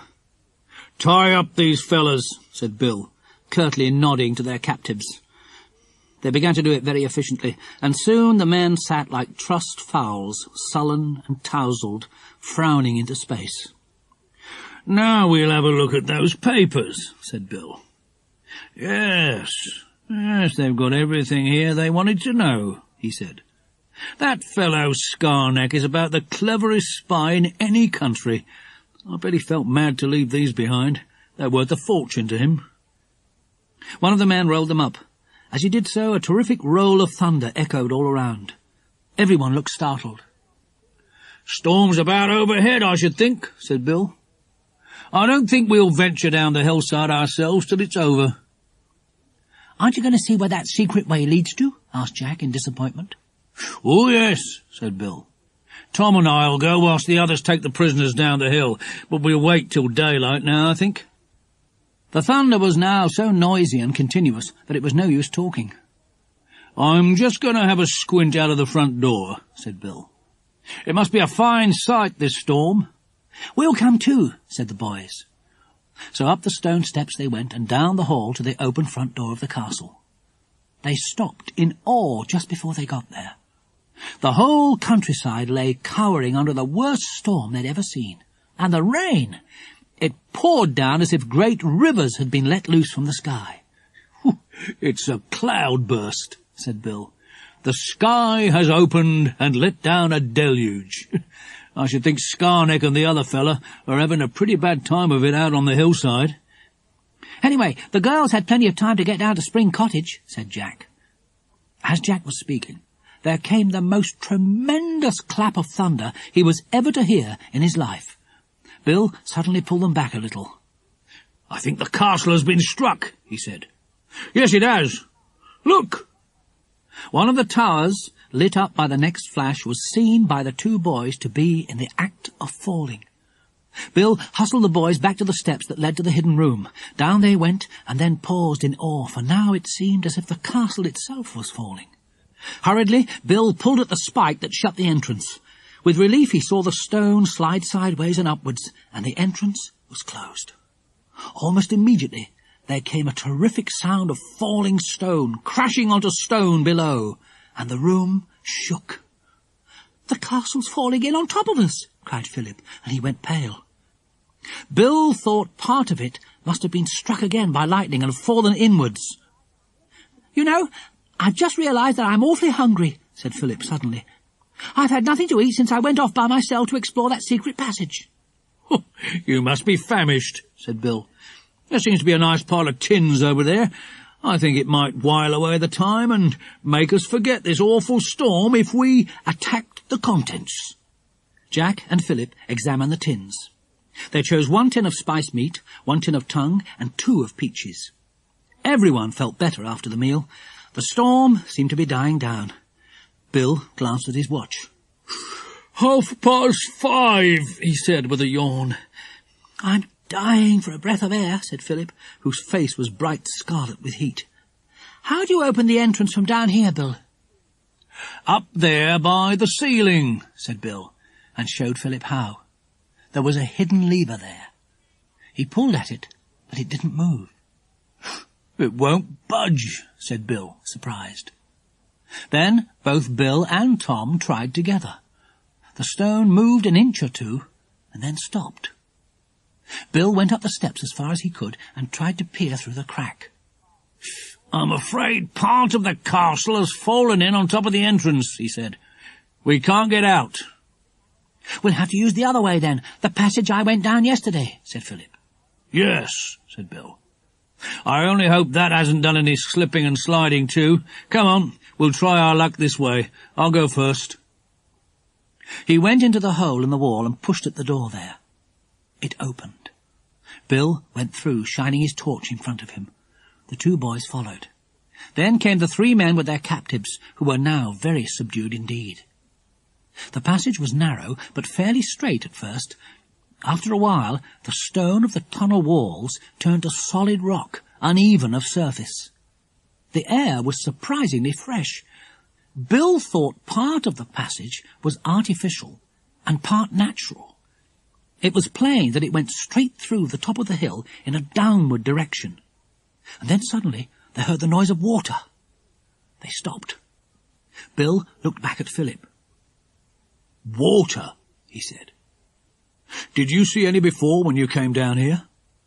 Philip shook his head. "No," he said. "It was all quite dry."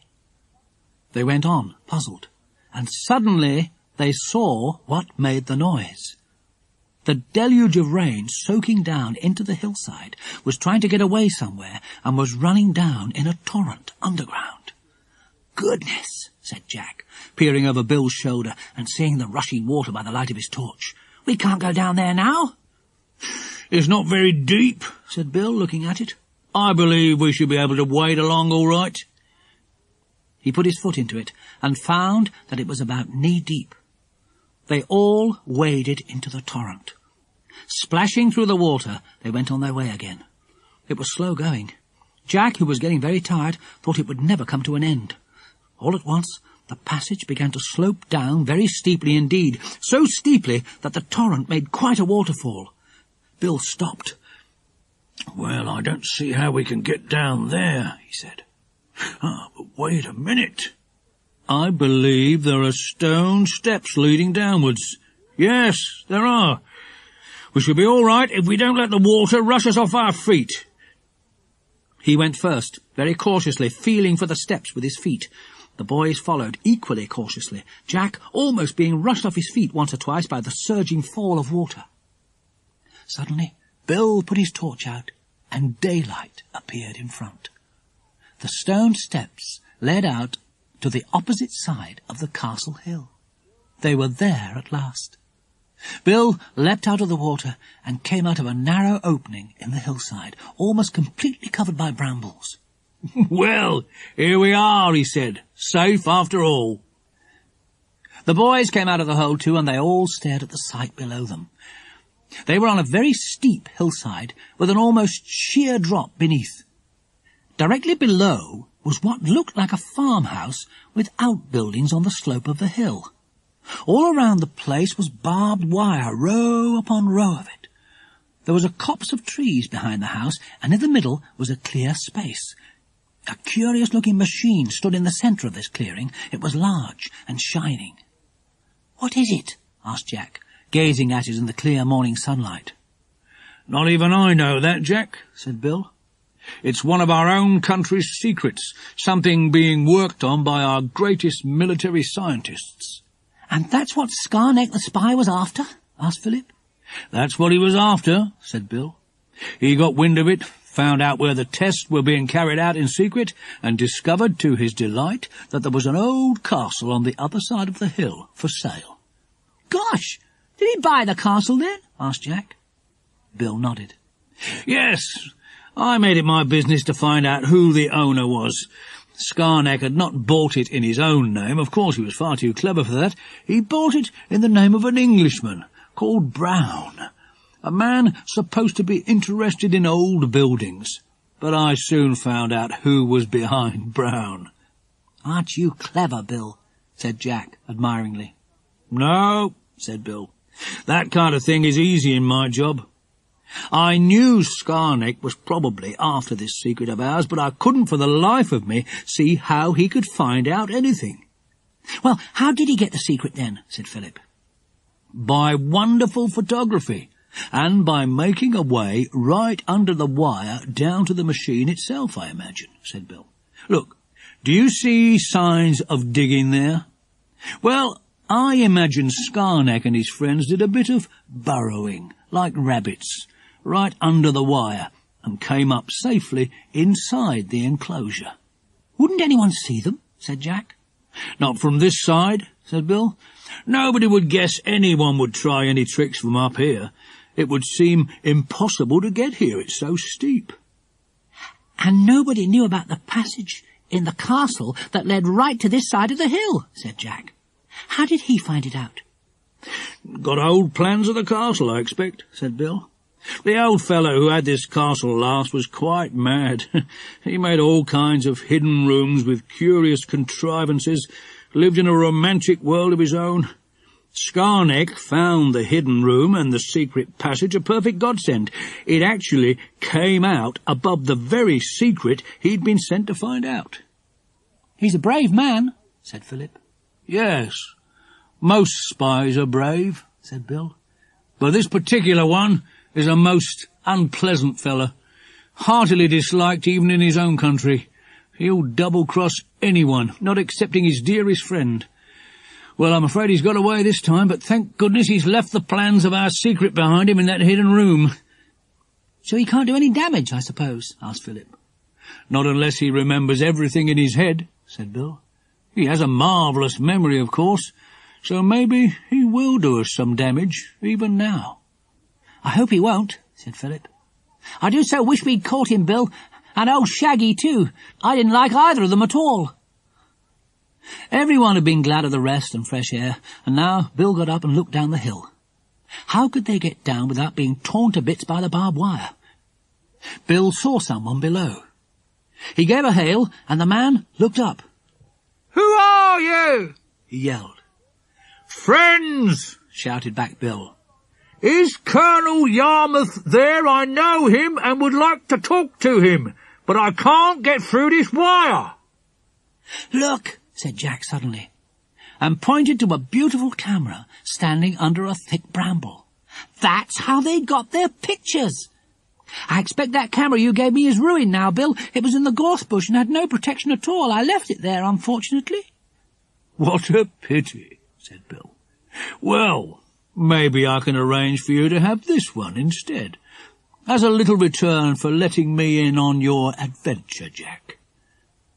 Another man now came out into the grounds at the back of the farmhouse below. "Hey, Yarmouth!" yelled Bill. "Don't you know me?" "Well, I'm blessed," floated up the Colonel's astonished voice. "I'll send up a couple of men to make a way down for you." So, in a fairly short time, a way was made for them through the rows of barbed wire, which was promptly repaired again behind them. They went down to the farmhouse, slithering and almost falling down the steep descent. The Colonel and Bill disappeared into the house to talk. The others waited patiently outside. Jack and Philip lay down on the heather and yawned. After a while, the Colonel and Bill came out and snapped a few orders. 3 of his men took away the captives. "Well, let's get rid of them," said Bill, pleased.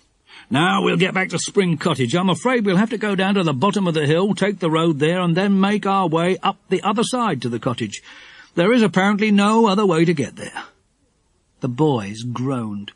They really didn't feel like any more walking. Still, it had to be done. "I suppose the adventure is over," said Philip. "Quite finished." "Well, there are a few loose ends to tie up," said Bill. "We must just see if we can find any trace of Scarneck and his friend in any of the districts near at hand." "We'll have to go and get your car too, won't we?" said Jack, remembering. "We left it at the beginning of the landslide." "So we did," said Bill. "My word, I hope it hasn't been swept away by that deluge of rain, or buried in another landslide. I want to know what's happened to the girls, too, said Philip. I'm hoping they all got back safely before the storm really started. It seems ages since I've seen them. There was a shriek from the cottage. It was Lucy Ann, of course. She came flying out of the door, her eyes shining, and flew straight at Jack. She almost bowled him over in her joy at seeing him again. Oh, Jack, you're back! And Philip, wherever did you get to? We were awfully worried about you. Dinah and Tassy came running out too, exclaiming in pleasure, "Were you all right in the storm? We got so worried about you. Tassy's been up the hill, and she says half the castle has fallen down the hill." "Were you all right in the storm?" asked Jack, as they all went into the little house. "Did you get home before the storm really broke?" "Well, the rain had begun, but no lightning," said Dinah.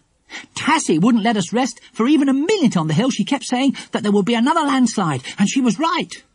"Good old Tassy," said Jack. "She got you back just in time. I simply can't begin to tell you what it was like up in the castle." But he did tell them, of course, and they listened with their eyes wide open in horror. "Where's Kiki?" asked Jack, looking all around. "I thought she'd be here to greet me." "She keeps flying off to look for you," said Tassy. "But she comes back. She won't be long, I'm sure." She wasn't.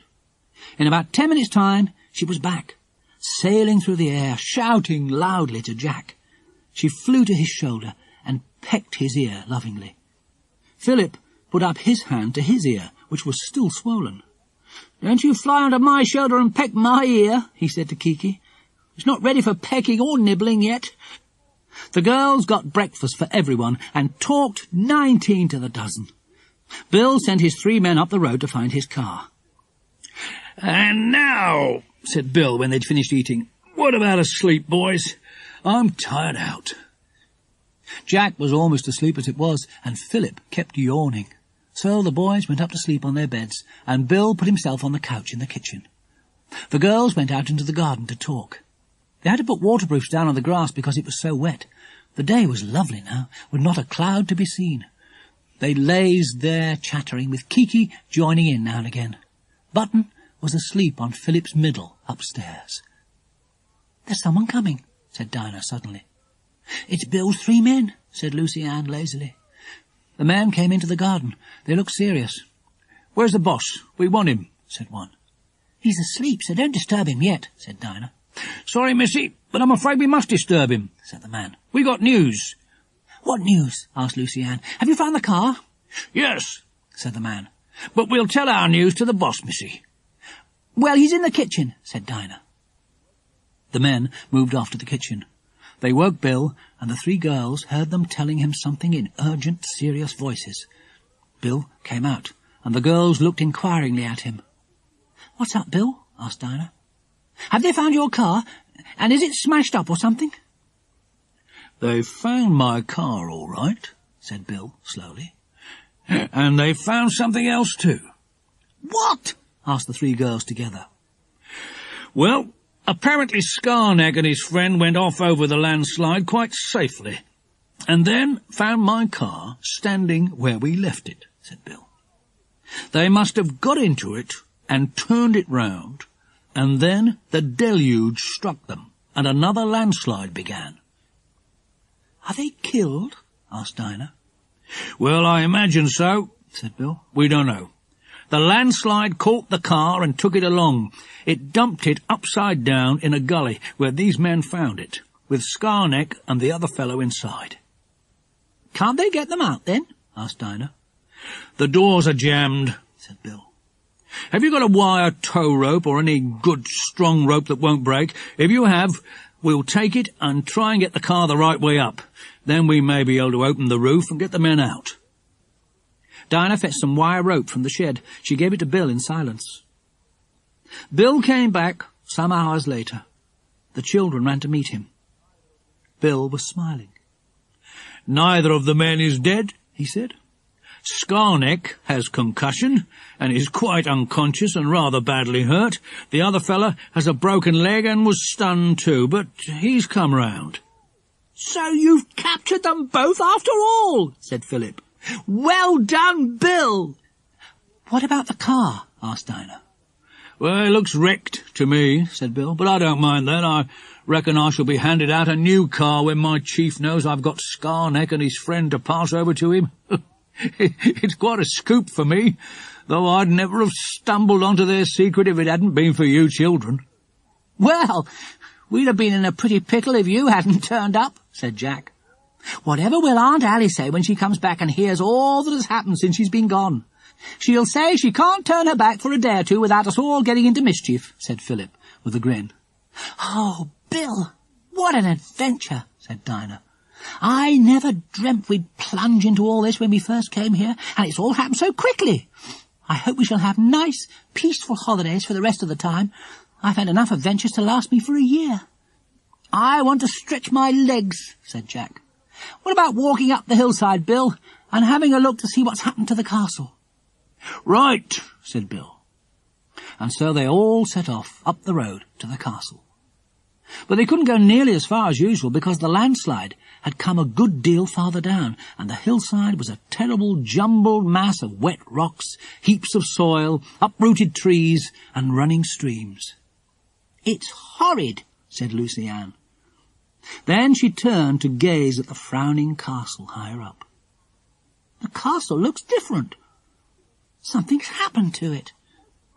2 of the towers have gone, and most of the walls. The middle part of it has fallen in. It's not much more than a shell now," said Jack, staring. It looked almost a ruin. Philip stared hard at it. "The middle part must have crashed down into the big hall," he said. "No wonder you couldn't move that entrance stone, Bill. There must be tons of fallen boulders on top of it." Bill looked rather solemn. He could see what a narrow escape from death they'd all had. If they had been anywhere else in the castle or courtyard, they would have been crushed and buried. Being down in the hidden room had saved their lives. "Goodbye to my camera and all our rugs and things," said Jack. "I'll replace everything you've lost," promised Bill, who, now that he'd actually captured Scarneck, was ready to promise the whole world to anyone. "And I'll give you all a fine present each for letting me share such a grand adventure." "Me too," said Tassy at once. "You too," said Bill. "What would you like, Tassy?" 3 pairs of shoes, all for myself," said Tassy solemnly. And the others laughed. They knew Tassy wouldn't wear them. She would just keep them and love and admire them, but she would never wear them. Tassy didn't need to. "Let's go back," said Lucy Ann. "I don't want to look at that ruin any more." "Nor do I," said Dinah. "But somehow I feel as if it's better as a ruin than as a castle owned by a wicked old man or spies like Scarneck. I like it better now. I'm glad to think of those musty old rooms all buried away. They were horrid." Then down the hill they went in the sunshine, leaving behind them the sad, broken old castle, its roof open to the wind and the rain, its proud towers fallen. "The Castle of Adventure," said Jack. "You were right, Philip. It was the Castle of Adventure."